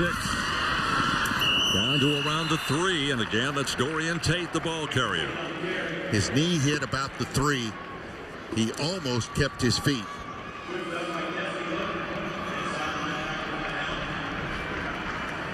Yep. Pretty much where they're going to spot it, Dick. They'll put it right at the 3-yard line. Now, this is their power short yardage offense. Got the big guys in there. Norman Oglesby is in there at the up-back position. Rashawn Johnson. Banging ahead forward now, depending on the spot. They could have the first down. It surely looks like he does have the first down. Great job, LaShawn Johnson going in there. Norman Oglesby going in there. It's going to be very close. Yeah, this is big because you could get a first down and goal from basically the 1-yard line. I don't know, Dick. They got it right at the 1. I'm not sure that's enough. It's going to be close. They're going to have to measure, I do believe. They can see it over there. They put it at the 1. They called it a first goal. No, they called it a fourth. No, they did call it a first down. Yeah, they did first and goal from the 1-yard line. And the handoff again to Tate. He waltzes in on the right side.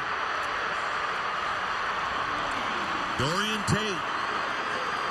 Great job. Great job by the O-line. They've got 3 guys that have been 3-year starters on that offensive line for the Giants.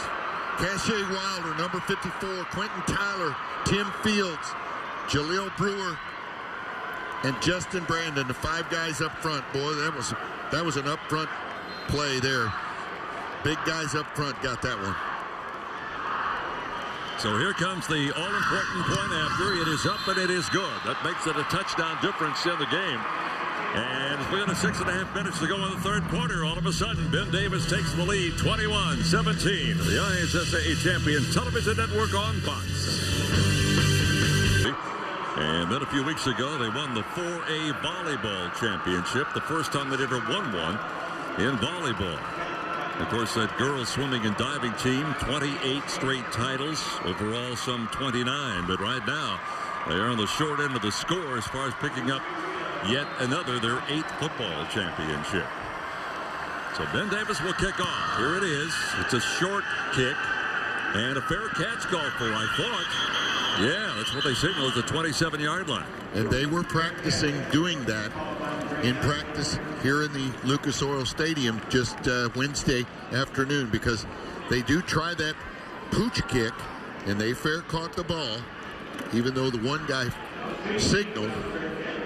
The other player, of course, stayed still because I believe he realized that they had signaled a fair catch. He was awfully close, Dick, to getting called for running with it after calling for the fair catch. That's a high percentage play to get the football and keep them down there at the 28-yard line. The Greyhounds would like to have bigger field position than that. This is James. Turning the corner on the near side. James will be run out of bounds, shy of the first down marker. And again, if you just joined us, Isaac James will either be at quarterback or a wideout. Michael Vickrick will be in there, and sometimes they got both their QBs in at the same time. And Michael Vickrick's back in there now. Has not been out there before in this half. Well, they pick up 7. It'll be second down and 3.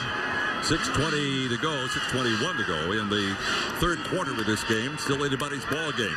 Ben Davis has scored 21 unanswered points after being down 17-0 almost before we got settled down in our seats. Hand off again to the backfield. And out to the 37. And again, the ball carrier, Pascal. The backside on the line, coming up on from the inside linebacker position, was number 36. Of course, that's a sophomore, William Pate. Well, Victor Penn at quarterback. And again, a couple of guys in the backfield. Now Doug Glass to the near side. Carmel 13-0, undefeated for the first time in 28 years. Hard to believe, but when you play in the Metropolitan Interscholastic Conference, you're not likely to get out of there unscathed. Now they're going to take a timeout. Timeout, Carmel. He didn't like what he saw. Tried to change the play. They couldn't get it off in time. Kevin Wisely, key situation, called the timeout. Greg Straub. The patriarch of the Wright family of football here in the state of Indiana, the state's all-time winningest high school head coach, Bud Wright, is joining us. Are you nervous, Rick, down here not coaching and watching Kevin in action? I'm more nervous at Kevin's game here than I am at my own game by far. I know you were in there at halftime. What was the message your son gave to his team at the break? Well, they just got to eliminate some mistakes, and they got to keep fighting and just kind of finish it. Are you going to the Super Bowl? What am I hearing about this? I'd like to. Yeah, if we win the contest, we'll be going, yes.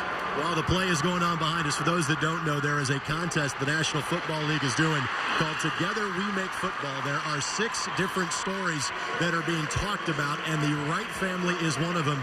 Just your thoughts on the honor of being included in this contest nationwide. Oh, I think it's a great honor.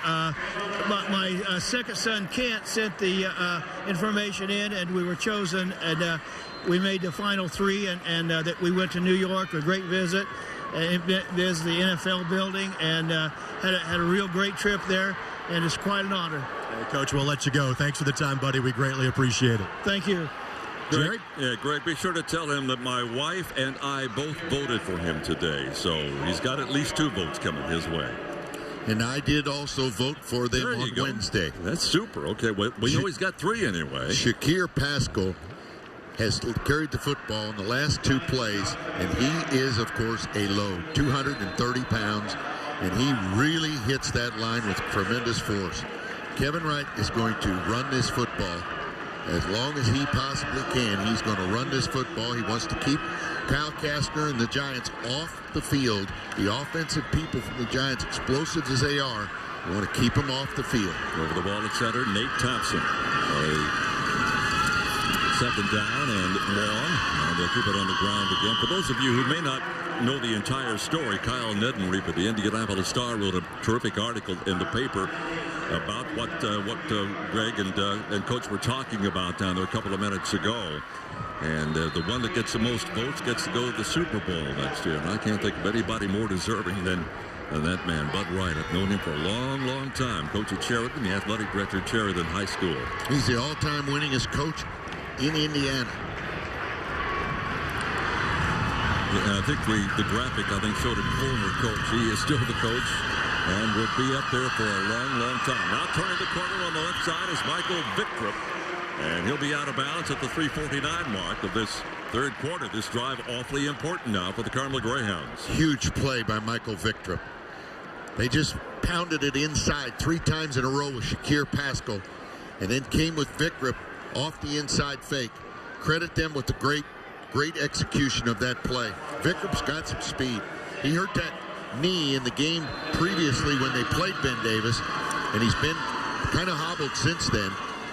But obviously he's come back strong in this ball game, and especially right now in this second half. It doesn't look like there's any hitch in his giddy-up right now because he's running very, very well. I mentioned that from the rushing standpoint for the Carmel Greyhounds. Bad snap once again. Victrop is the 4th leading rusher. And again, that high snap has been a problem they've encountered since the opening kickoff of this game.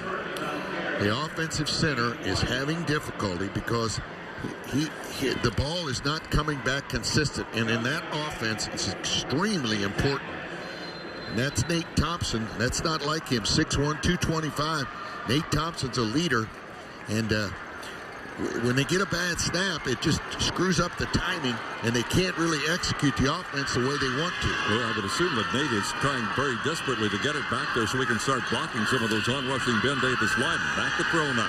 Here is the pass. Upfield, intercepted, picked off at the 18-yard line. Defensive play by Chaz Stringer. Stringer up the near sideline. Breaks free and out of bounds. Stringer on the interception. Chaz Stringer for Ben Davis High School picks up the interception. That is his 6th interception of the year. Chaz Stringer did a great job of reacting to the ball. It was just an excellent job by Chaz Stringer. Got to be really, really happy with that play. Victrop threw it up over the top. Thought he had somebody open. I'm sure he did. Thought he had somebody open. Chaz Stringer reacted to the throw. What a huge play that was. This is the 2nd consecutive possession now for Ben Davis that's going to start in Carmel territory. He started the previous drive at the 26. Kastner firing the far side. Nobody out there to cover. Dorian Tate out of the backfield. He is inside the 30 down to the 28. Boy, they flooded that zone. They ran 3 receivers over to the strong side, and they ran straight up the field, down the field, in fact, and all the coverage went with them. Dorian Tate took off to his right. He hit him right in the mouth with the ball. Dorian Tate gave up his body. A nice tackle by the Greyhounds. So the Ben Davis Giants now with a chance to add to their lead. They were down 17-0. They're up 21-17. Kastner again firing. And here comes a very, very, very late flag in as that pass was headed towards Story Emerson.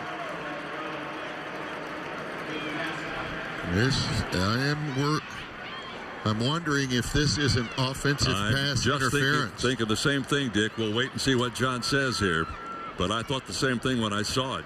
I didn't see what actually happened. Let's see what the call is.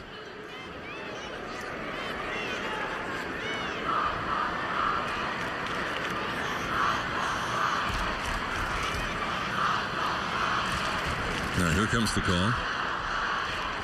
Very slow to make these they calls. Are. Sean Goss is the amazing referee. Here he comes. During the play, pass interference. Defense. Nope, it is on the defense. That's 15 yards. Boy, I don't know if we can see this. That's happened before we got over there, I guess. Here comes the flag again, very, very late. I don't know. Couldn't see it. Nope, let's see if this shows us anything here. Nope, this is not going to show it either. 1st and 10. Yeah, Kastner thought all along it was defensive pass interference. The ball is at the 15-yard line, and now it's going to be back behind the 15-yard line. Great job. Yeah. Landon Sinis. Boy, did he read that well. Just came screaming up. Read it very, very quickly. Made it stop for a 2-yard loss. And that's an open field tackle on Chris Evans. We talked about keys of the game. We talked about open field tackling. Boy, they've done a nice job. Evans, second leading rusher on the ball club with 663 yards.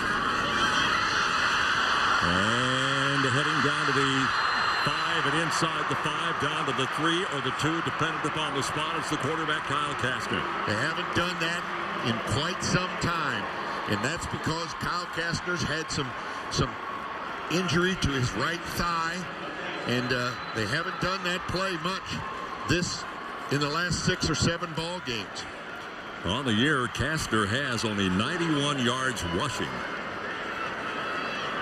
He kept that ball in the quarterback zone to the outside. He faked the inside, and then, of course, Kastner took it. They put it down at the 4-yard line, turn to the corner on the near side, and hanging on for dear life is big number 10. It's Alex Akins again. He might have saved a touchdown. And Dorian Tate is running hard. Watch this now. Tried Akins to take it to the backside. Norman jersey. Oglesby tried to block the backside. Good penetration by the Greyhounds to stop that play because it had the earmarkings of a touchdown. Well, they didn't gain much. In fact, they pretty much spotted it down where it was. It looked to me like he may have gotten it down to the 3, but not much more than that. There's Kyle. Kastner now with a second down and goal. Here's the handoff and going again. Dorian Tate. And maybe back to the line of scrimmage, and not much more than that. Good defense turned in by Carmel. I'm a little bit surprised that on one of those 3 downs that they didn't go over the top and try to throw the ball up in the air to Gillis on a fade route, because Gillis is so tall and one-on-one. And maybe that's what they got in their bag of tricks right now. Here's Kastner looking over the defensive alignment for the Carmel Greyhounds. Out of the shotgun again. Here is that pass in the end zone and a touchdown to Brennan Gillis. Brennan Gillis on the slant. He's just, when you put him one-on-one with about anybody, he's got such a big body and he catches the ball away from his body. What a great throw, great catch. Big play by Brennan Gillis.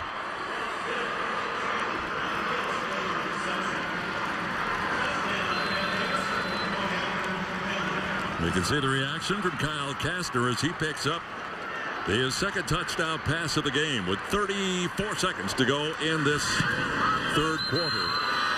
And the point after, it is good.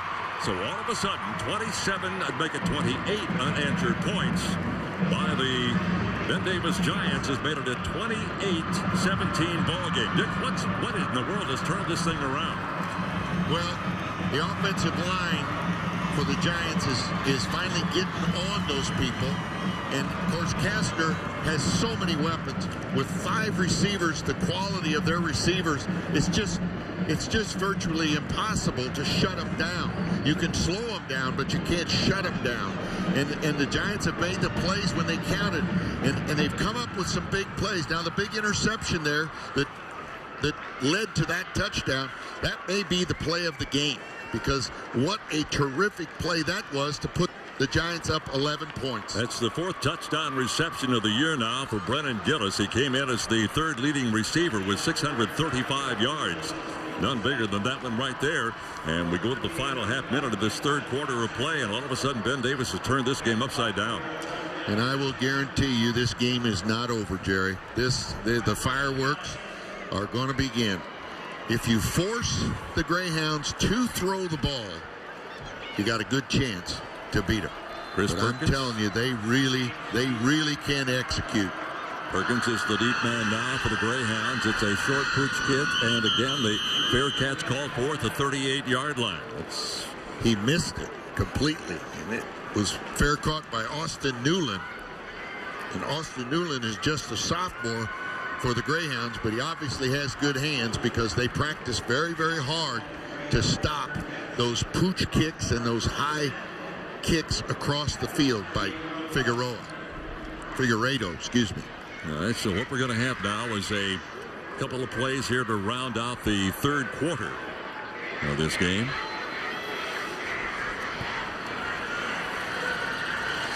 Carmel Greyhounds with the ball on their own 38-yard line. Oh, he's wide open. Back to throw. They've got a receiver, and they could not get it into the hands of Colin Pearson. That's the second time Michael Vickrup had people wide open. He just got to put more air under it if he wants to complete that pass. I'll tell you, he was wide open. He ran right past the safety. Giants got away with one there. We've been talking a lot about Kastner, diagnosed with type 1 diabetes as a 7-year-old. He and the trainers check his blood sugar levels after each offensive drive during games. 10th academically in his class, straight A's in advanced placement classes. Quarterback kept the ball. Couldn't get out of there. Nice job on the backside, closing down. Michael Beasley coming from the backside linebacker, closing down. Tackled Michael Vickrup from behind. So here we go again. As the clock winds down to 6, they may not get this play away. In fact, they will not. I don't believe. No, they won't. They're not going to get it done. So that's going to take us through the third quarter of the 6A championship game. And what was a 17-0 score all of a sudden in favor of Carmel, all of a sudden goes down to 28-17 in favor of the Ben Davis Giants. Third quarter coming up with the 6A title. To pick up their 8th championship. Their last one came in 2002. He's talking about their undefeated season. Both teams have won 7 state championships. They'll break the tie tonight. Really an interesting statistic there. In Carmel's history, only 2 coaches have gone undefeated. My buddy Dick Dullahan in 78, Jim Belden in back-to-back years in 1980 and 81. There's the pass incomplete again. Good job, good coverage. That time the Giants were right where they're supposed to be. They really are doing a great job of putting people in the spots where they have to be. Flying to the football. Good job. Well, Carmel's program over the years very strong. Over the last 5 years coming into tonight's game, they've gone 54-9. If you go back over the last 10 years, they're 112-32. Gives you some indication just how strong this program is. Now the punt, and it will hit at about the 27 and pretty much stop at that particular spot. So that is the third time that Carmel's had to punt the ball, Dick. They've not had much luck in the second half. The first possession they fumbled, second possession pass interception, and now a punt on the third time around. Well, the mission, I'm sure, for the Giants was to force the Greyhounds to throw the football. If they could force them to throw the football, they would have a chance to slow this Carmel offense down because they're so fast and they've got so many good running backs. Fourth possession, second half for Ben Davis. And only the second time they have started in their own territory. Chris Evans on the rush that time. Chris Evans did a nice job there of finding the hole. There was very little hole, and it closed very, very quickly. Evans has an offer from IU. As far as I know, that's where it stands. And he's just a junior. Yeah. Ran 74 yards with the game-winning TD and a 49-45 win over Center Grove. Over 1,000 rushing yards, 17 touchdowns, 47 catches. Breaking free again. This time is Chris Evans. Caught him on the quick count, and they ran the inside zone play. Chris Evans popped it through. Absolutely, he does an excellent job of exploding through there. Greyhounds haven't made very many mistakes on plays like that, but they sure did that time. Alex Akins on the tackle for the Carmel Greyhounds. The blitz is on. Yeah, we talked a lot about Alex today. Second leading tackler on this ball club. Here they come.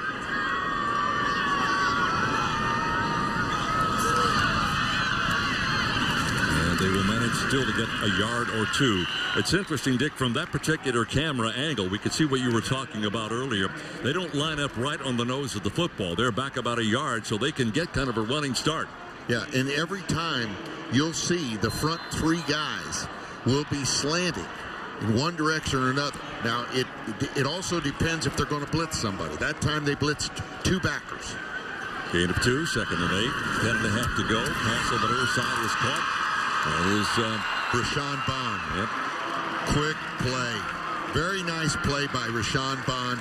Kastner read the play, read the uncovered, Bond catches the ball and gets the first down. Kid has excellent hands. He's just come up with big plays like that many, many times this year.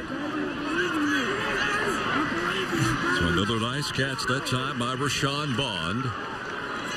He has 45 catches, and he's got the lowest number of those 5 guys. Yeah, 508 yards. Coming off the edge. The touchdowns, left side. Castor's going to keep it himself. The ball was on the ground, but was he down? He was down. Yep, they're going to call He was him down. They called it.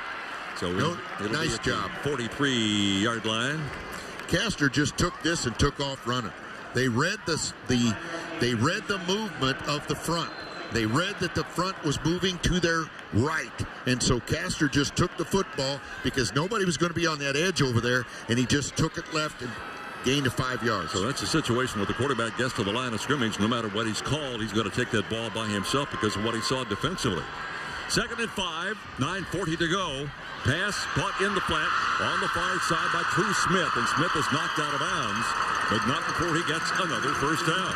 And that's a shade of what they did many, many, many times early in the season. That time they faked the inside zone, popped the ball out to True Smith, and those kids they're so explosive. True Smith, Story Emerson, Brennan Gillis, and Chris Evans. Believe me, they have so much quickness and speed they can make you miss in the open field. Luke Parker, the first guy to get out there, second catch of the game. And again, they go up the middle, and again, time is on the side now of the Ben Davis Giants. We're down to 9.5 minutes to go. The ball carrier again is Evans. Evans took it up on the inside zone play. That offensive line, Cache Wilder, Tim Fields, Justin Brandon, they're doing a good job of getting on those defensive linemen. As you watch the play develop, you can see that the stunt and the slant sometimes plays against them, because if you can get locked on them, they can make a play. Oh, the left guard moved for the Giants. That'll cost them 5 yards. And Quentin Tyler got a little anxious that time. Well, because of the blitz. The blitz was threatening. I believe that he realized what was going to happen. Dead ball. False start. Offense. Remains 2nd down. This series over the years has been really nip and tuck. Carmel leads the series. Up second, Ben Davis leads the series 20-19, but Carmel's won 5 of the last 7 and 7 of the last 11. And the Giants right now trying to add to that little personal battle. Quentin Tyler jumped on the last play there. Doesn't do it very often.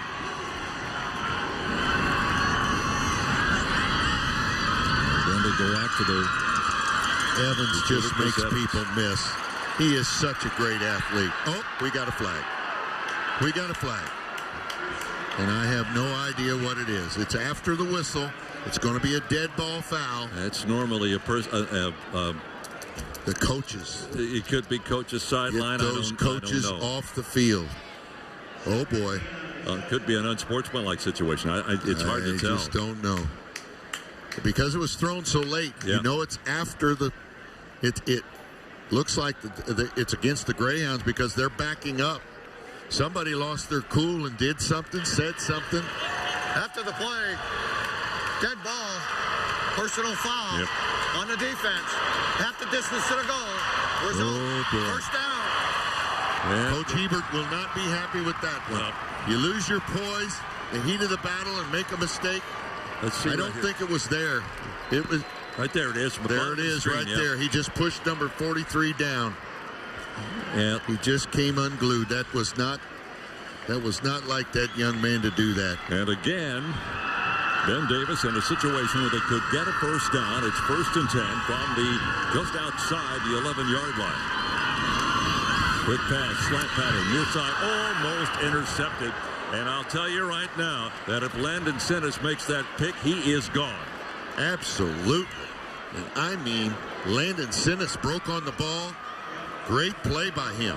How many great plays has he made today? This kid is, I've seen him over he's an excellent player. No question about that. Oh, Jerry, he's been outstanding. Very physical. Kid's done a really good job. He's a 5'10", 165-pound senior. But it seems like he's been playing for Carmel for about 5 years or so. He was a heck of a player. Inside zone, no gain. They did a nice job of staying home. Well, right back to the line of scrimmage again. That tackle by Daniel Popovich. No, it isn't. That's the freshman, the new freshman, Jack Van Romordel. Jack Van Romordel, the freshman. 10 plays in this drive, which began back at their own 28-yard line. Now, this is a monster situation here. Third down. It's a very long 9, almost a 3rd and 10. I would say one-on-one to Gillis on the backside. What'd I say? There he goes. Overshot him. Overthrew him. Even Gillis couldn't get to that one. This will be a field goal, I would think. I would think that they would be going for a field goal at this point. Now, Flores, if he is the guy that comes in to kick it, is 2 for 5. No, it's Figueiredo. Well, he's not showing any field goal attempts at all this year, so we'll see what happens here. Now they got another flag down here, so this may change everything. Oh, boy. Roughing the passer. Are you kidding me? How about that? Here it comes. That's a personal foul. Oh, boy. Boy, oh, boy. I don't think it was on anybody at the point of attack. I mean, Aiken had pretty good coverage over there. I'm not sure. First and goal at the 5-yard line. Half the distance was the call. So first and goal, and Ben Davis right now, if they get this in the end zone, they are really in the driver's seat. Handoff again to the backfield. This time Tate. And he gets back to the line and maybe gets a couple of more yards after the point of attack. There he is right there, Dorian Tate. We've called his name time and time again. That was his 14th carry of the game. And he'll have about 53 yards total to his credit. There's Tate. It's hard to read, but I think it's his 18th or 19th carry. Now it's 19 for 52. 19 carries for 52 yards. Second down and a little over 4.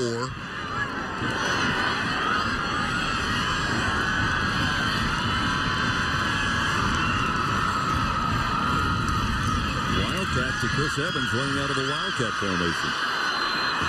Going to be third down. Good job by the interior lineman for the Greyhounds. Stayed at home. Lead blocker was LaShawn Johnson. Now they run out of the Wildcat, number 12. Chris Evans takes the snap. Backside guard that time. Number 53 for the Giants. Quentin Tyler turned up inside but he didn't see the linebacker. He needed to have his eyes open and get a hat on that linebacker. Now they're going to run the clock down, and I believe they're going to kick a field goal. Run that clock down all the way, then call a timeout, kick a field goal. Well, they ran it all the way down. Did they get the timeout call? I guess they did, because here come the teams to the near side. So Ben Davis will take the timeout. That should be their first of the second half. And they will go, I would assume, for the field goal here. And again, we'll see who they send out to kick this baby. I think they were playing for the field goal because they ran Chris Evans intentionally in that direction to try to center the ball to make it a little bit easier angle for their place kicker. They're going to do this on third down, and that's not uncommon in the situation where if you're concerned about the snap, because that'll give you a second opportunity in case this does not play out. So we'll see what Mike's going to do here. Danny Schwanenkamp is the special teams coordinator for the Giants. He's the son of Chuck Schwanenkamp, the former head coach at Plainfield High School. And this year, for the first time, Chuck Schwanenkamp has come over and helped Scott Williams with the defense. He's been coaching the outside linebackers for the Giants. And, of course, Danny coaches the inside backers and is a special teams coordinator. So this is a big play. Danny would sure like to get this one through, I'm sure. So, again, when we point out, if they're going to do it on third down, that gives you just a little bit of an opportunity if something goes wrong. Now, Kastner will be out there. And now maybe they're going to go ahead and run it on third. They're going to run the ball. I thought they were going to kick the Field goal. It seems like maybe a wasted timeout. We'll see. Here's that fly pattern again, but he came down out of bounds. He forced him out. It's no good. Pass intended for Brennan Gillis. Yeah, good coverage. Very good coverage. He was in great position. Brennan Gillis made a great play on the ball, but because the coverage was as it was, just a nice job by the... Oh, he hit him early. Ooh. He did hit him early, I do believe. Yeah, it looks to be like a pretty good defensive play. Really? Yeah. Well, they're letting them play. Let's put it that way. They're letting them play. Now we'll look at the... Take it either way. The possible field goal situation, and it will be Lucas Figueredo who will come in and attempt out of the hold of Kyle Kastner. They will put it down right at the 10. So we're talking a 20-yard field goal here. He's kicked 2 field goals on the year. They're going to fake it. And they're going to get a touchdown out of it, I think. Yeah. He's into the end zone from the 4-yard line. Make it the 3-yard line. Kyle Kastner fakes the field goal. Wow. What a gutty call. Dick, that might be one of the reasons they called the timeout. Gutty call. He's not the normal holder. The normal holder is Rashawn Bond, if I'm not mistaken. And I mean, he went in there. Boy, Kastner has been inspired. This whole year, he's been inspired. The kid plays so hard. Such a tremendous student. What a great kid. Oh, my gosh, what a big play of this ball game. And the point after is up and good. You could just barely see it on one of our replays. He had a receiver absolutely Oh, we got a penalty. Open. Yeah, but it's after the play. Unsportsmanlike conduct or something. I'm sure that's probably what it's going to be. So silly. Oh, boy. Oh, well.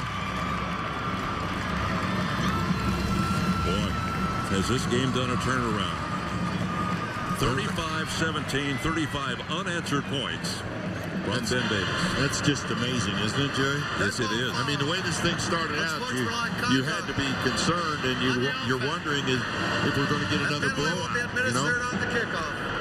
Now, there was a personal foul. We couldn't catch on who it's on, so we'll try to check that out for you.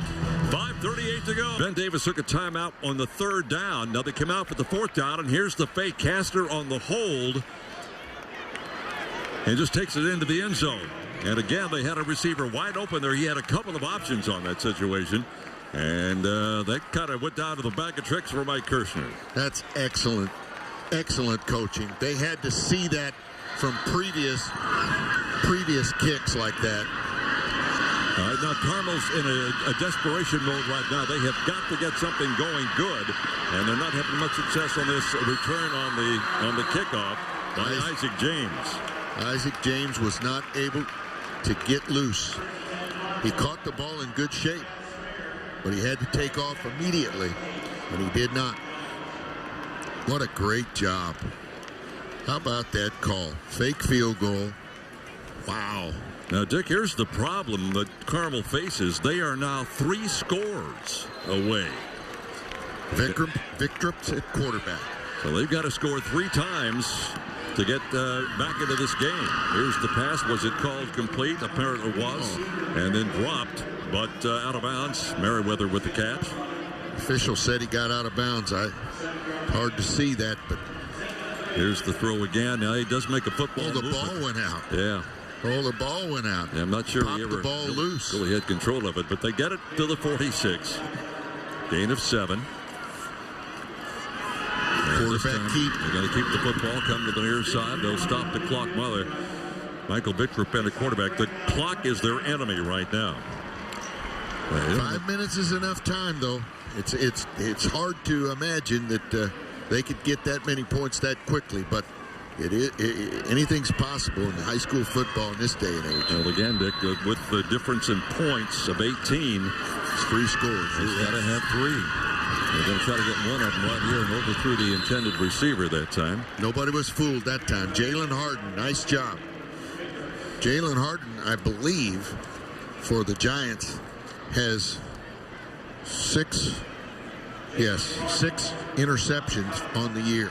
He had good coverage that time on Merriweather.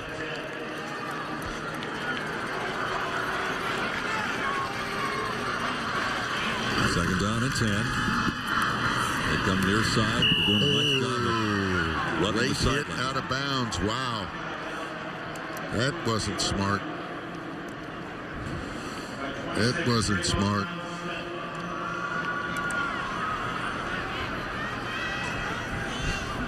Trayvon Smith came from the inside out, hit the receiver, but just as he went out of bounds. They're down in 5.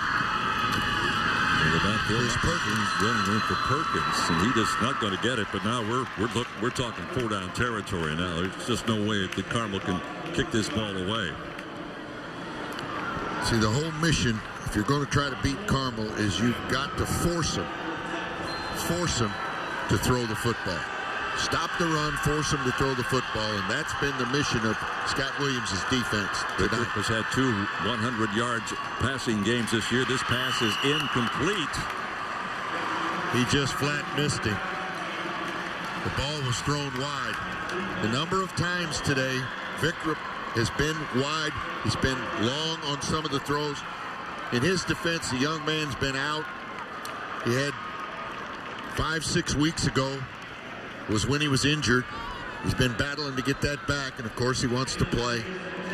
You can see it. He hasn't executed like he perhaps would have expected himself to do that. Carmel's done nothing with the football in the second half. They've gone fumble, interception, punt, and now they've turned the ball over on downs. In fact, the last 7 plays, they scored the first 3 times they had the football. Since then, nothing. Punt, downs, fumble, interception, punt, downs again. And so, Ben Davis gets the football, and now they're going to be very content, I would assume, just to kind of run this football on the ground as they start this drive from their own 43. Ran the inside zone play. Boy, I'm so happy for that offensive line for the Giants, because I'll tell you the honest-to-God truth. They were maligned a number of times earlier, not so much this year, but in years past. And they were young. They have 3 guys that were 3-year starters. Those poor guys have really fought the war. This is a great job by that offensive line in the protection area, as well as affording them the opportunity to run the football. Well, less than 4 minutes to go on the game, and a handoff again going to Evans. He's just been all over the field. Boy, nobody has any idea how physical this contest is. Down there, you talk about hitting, and just coming off the ball and smashing each other. It's a very, very physical football game. In the 7 state championships that Ben Davis, all of which have been won by Dick Dullahan, their record is 95-6 when they win a state championship. Twice they were runners-up under Dick back in 92 and 96. And right now they're on the verge of picking up their 8th championship. Chris Evans tried to bounce that one outside. He had great success against Center Grove, bouncing one outside, and went about 74 yards for a touchdown late in the game. You realize that the Giants have come from behind in like 5 games, and 4 of them in the playoffs. They've come from behind.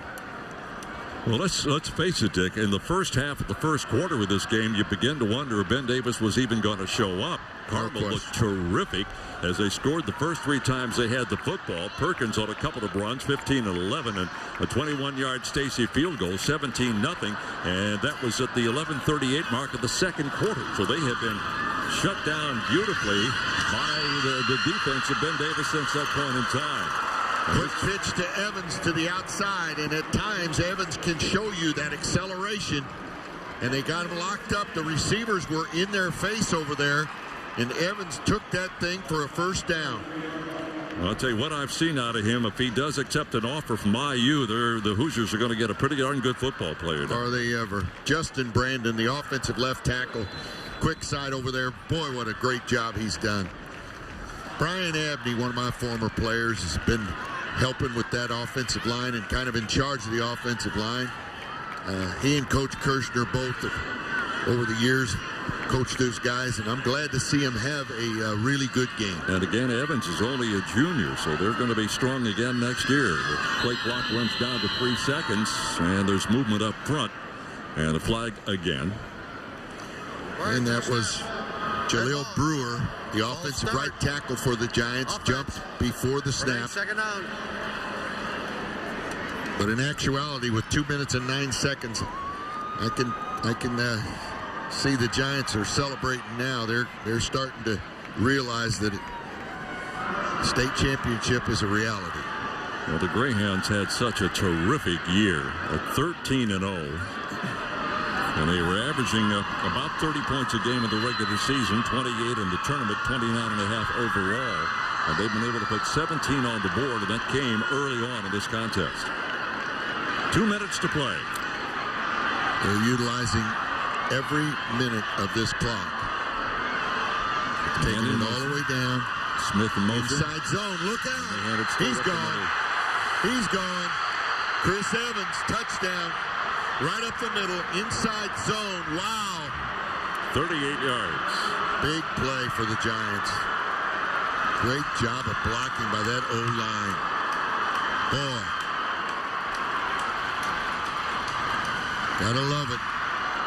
That's great football right there. Great football. This one comes with 1:46 to play, so the touchdowns about 4 minutes apart. And now the point after. And you can see the excitement of the Ben Davis sideline. Coach Kirshner going by and hugging his coaches. And the point after, up and good. Figueredo. Another good one. Well, terrific job. 42-17, a 5-play, 57-yard drive.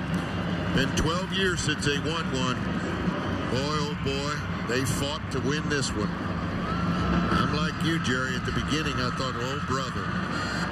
Looked like Carmel was going to dominate. Well, when you get a quality club like Carmel out in front like they were 17-0, and they look like a well-oiled machine. Oh, they did. You just don't think things are going to turn around like they did. Oh, they did. There's no question. Boy, oh, boy. It's a great plan defensively. Scott Williams and his defensive staff did a great job of coming up with a plan. Dick, you talked about, numbers today. Look at this attendance for the day. 26,439.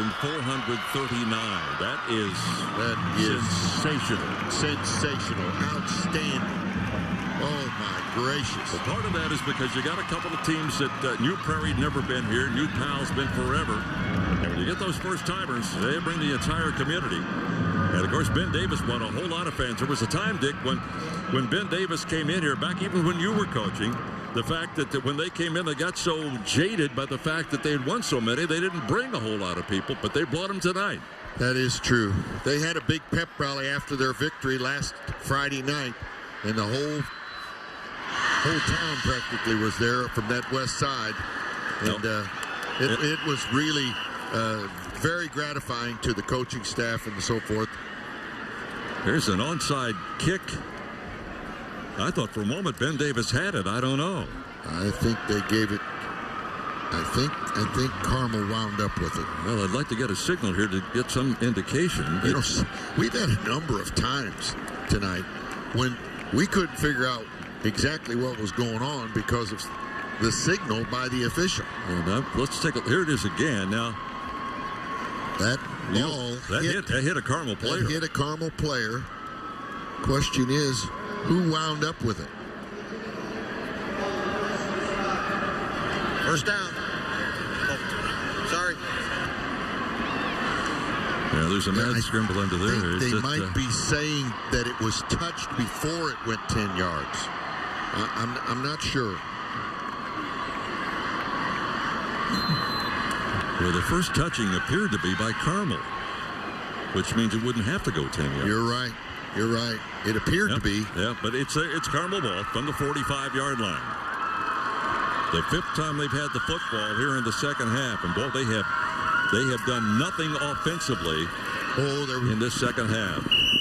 Ran out of bounds. Isaac James. Good, smart play by him. It's really of no consequence at this point, but these kids will never quit. A lot of character on the field. Notice they had a bad snap again, Jerry. That's been They've a problem. had difficulty with the snaps being too high, wide. Even from the very start of the game. There's another one. It's a Same shoulder thing. high. Yeah. James kept the ball. And the clock down to a minute and a half.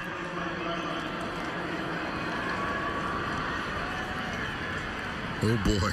Dallas Pitts chased the dive back inside. Cortez Tenen, the free safety for the Giants, made that stop. Look at that. Another bad snap. They bobbled it, and it went into the hands of Shakir Pascal. Pascal is a stud. This kid, he has been a good football player for some time, and he continues to be a great football player. He's the young man for the Greyhounds that lost his father last year. Yep, just about time. Just before the Penn game, I do believe. So with a minute to play, another bad snap. Ben Davis is going to pick up the Class 6A championship as Isaac James again has to leap in the air and come down with a snap. Another nice tackle by Cortez Tenen. Wow. It's hard to imagine that you would have that trouble with the snap in the last game of the year. Trayvon Smith in on the defensive stop that time for Ben Davis. Handoff up the middle. And going basically nowhere, but inside the 15. They got some timeouts to use, and apparently they're going to use one of them right now.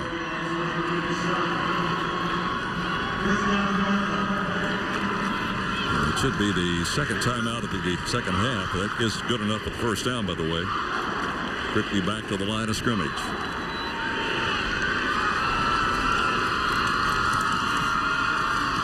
Going to the end zone, and it is caught, but it's going to be out of bounds, they say.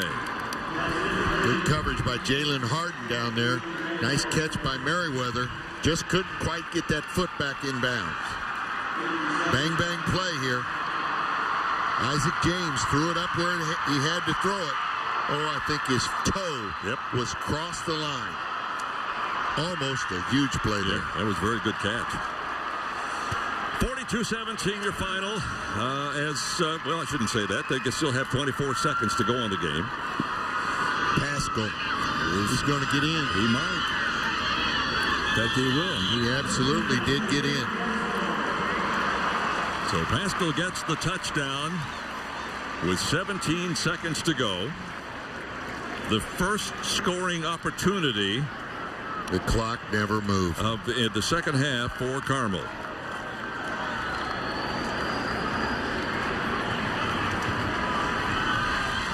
Nice jump. That's a big fella. He's going to make some college university a nice running back. Wow. He is a load.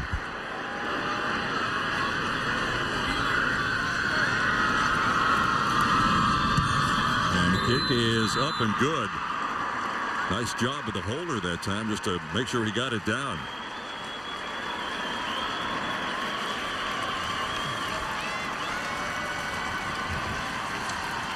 That is Tobias Watkins was the place kicker. Number 20. Yeah. Tobias Watkins. That's if this roster is absolutely right. Yeah.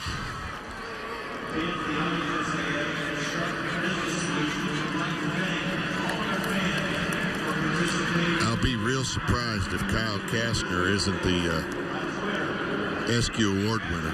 10th in the class of 1,000 with the performance that he's had tonight. Yeah, you expect Carmel on an onside kick, so they'll get the hands team up along that front line. All they need to do now is, Ben Davis needs to do is grab the football and first play from scrimmage, take a knee. Yeah, absolutely. They got the hands team in there. Giants are going to celebrate their 8th state championship. Great job by the coaching staff. What a Super Bowl game it's been for them.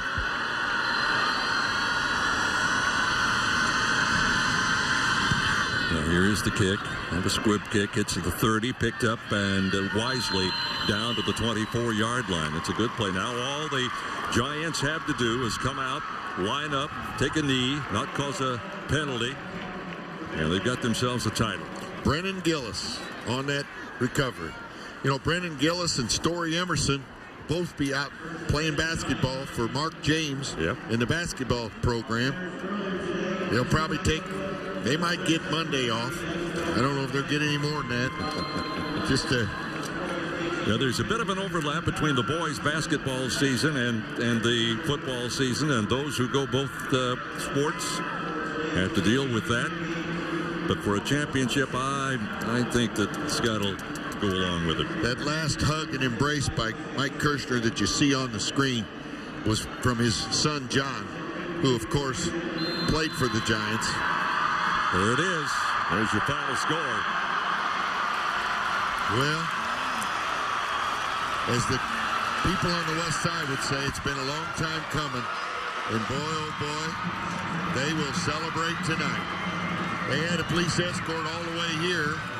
I was told by Dennis Goins, who teaches the radio and TV, or the TV program for the Giants. I was told that they had the police escort straight down 10th Street, and they had people all out on the street waving at them and clapping and cheering.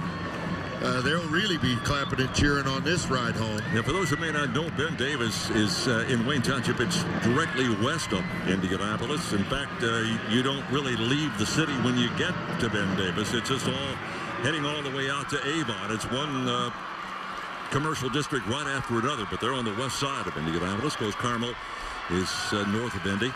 And here come the Giants cheerleaders, and why not? Boy, what a turnaround, Dick. You know, you really wonder. Of course, from a coaching standpoint, you could answer this. It's hard to play a team twice in one season. It's so hard to beat somebody twice. The Giants beat Warren after losing to Warren. Now they beat Carmel after losing to Carmel. I think Greg's got the winning coach, Mike Kirshner, down to the sideline. The first ritual, the Gatorade bath, I see has already happened. You got to be cold, and it's got to feel great. I'm not cold. I'm happy. I'm entire family here, my brothers, my wife, my mom and dad. We haven't been able to make a game all year. Next to my family, this is about as big as it gets for me. So I'm elated. Our kids played their butts off. As you know, they're 13-0. They won the MIC. They're great. Kevin's awesome. We just played hard. You can hear the purple West Side roar behind you. What does that mean to you to hear it once again in a state championship setting? We preach community with our kids all the time, and I mean it's nonstop. We do tons of community service in the community. We're always trying to give back. As you know, the West Side struggles at times, and these kids have a way to bring it up a little bit this year, and it's going to be a good Christmas on the West Side. And I can't thank our superintendent and our AD and our principal enough for allowing me to be the coach and run a program like this. 8 weeks ago, you lost by 23. Tonight, you win by 18. What changed in 2 months for your team? We played a little harder. Again, you're talking about a great team. I'm not going to say we did this or did that. We changed a few things, changed some personnel, but we just played hard. I'm blessed that they allow me to be part of this community. Mike, congratulations. Go enjoy it. I appreciate it very much. Thank you. Jerry? Interesting note here. This is the 8th championship by Ben Davis overall, and the first one not coached by someone named Dick Dullahan.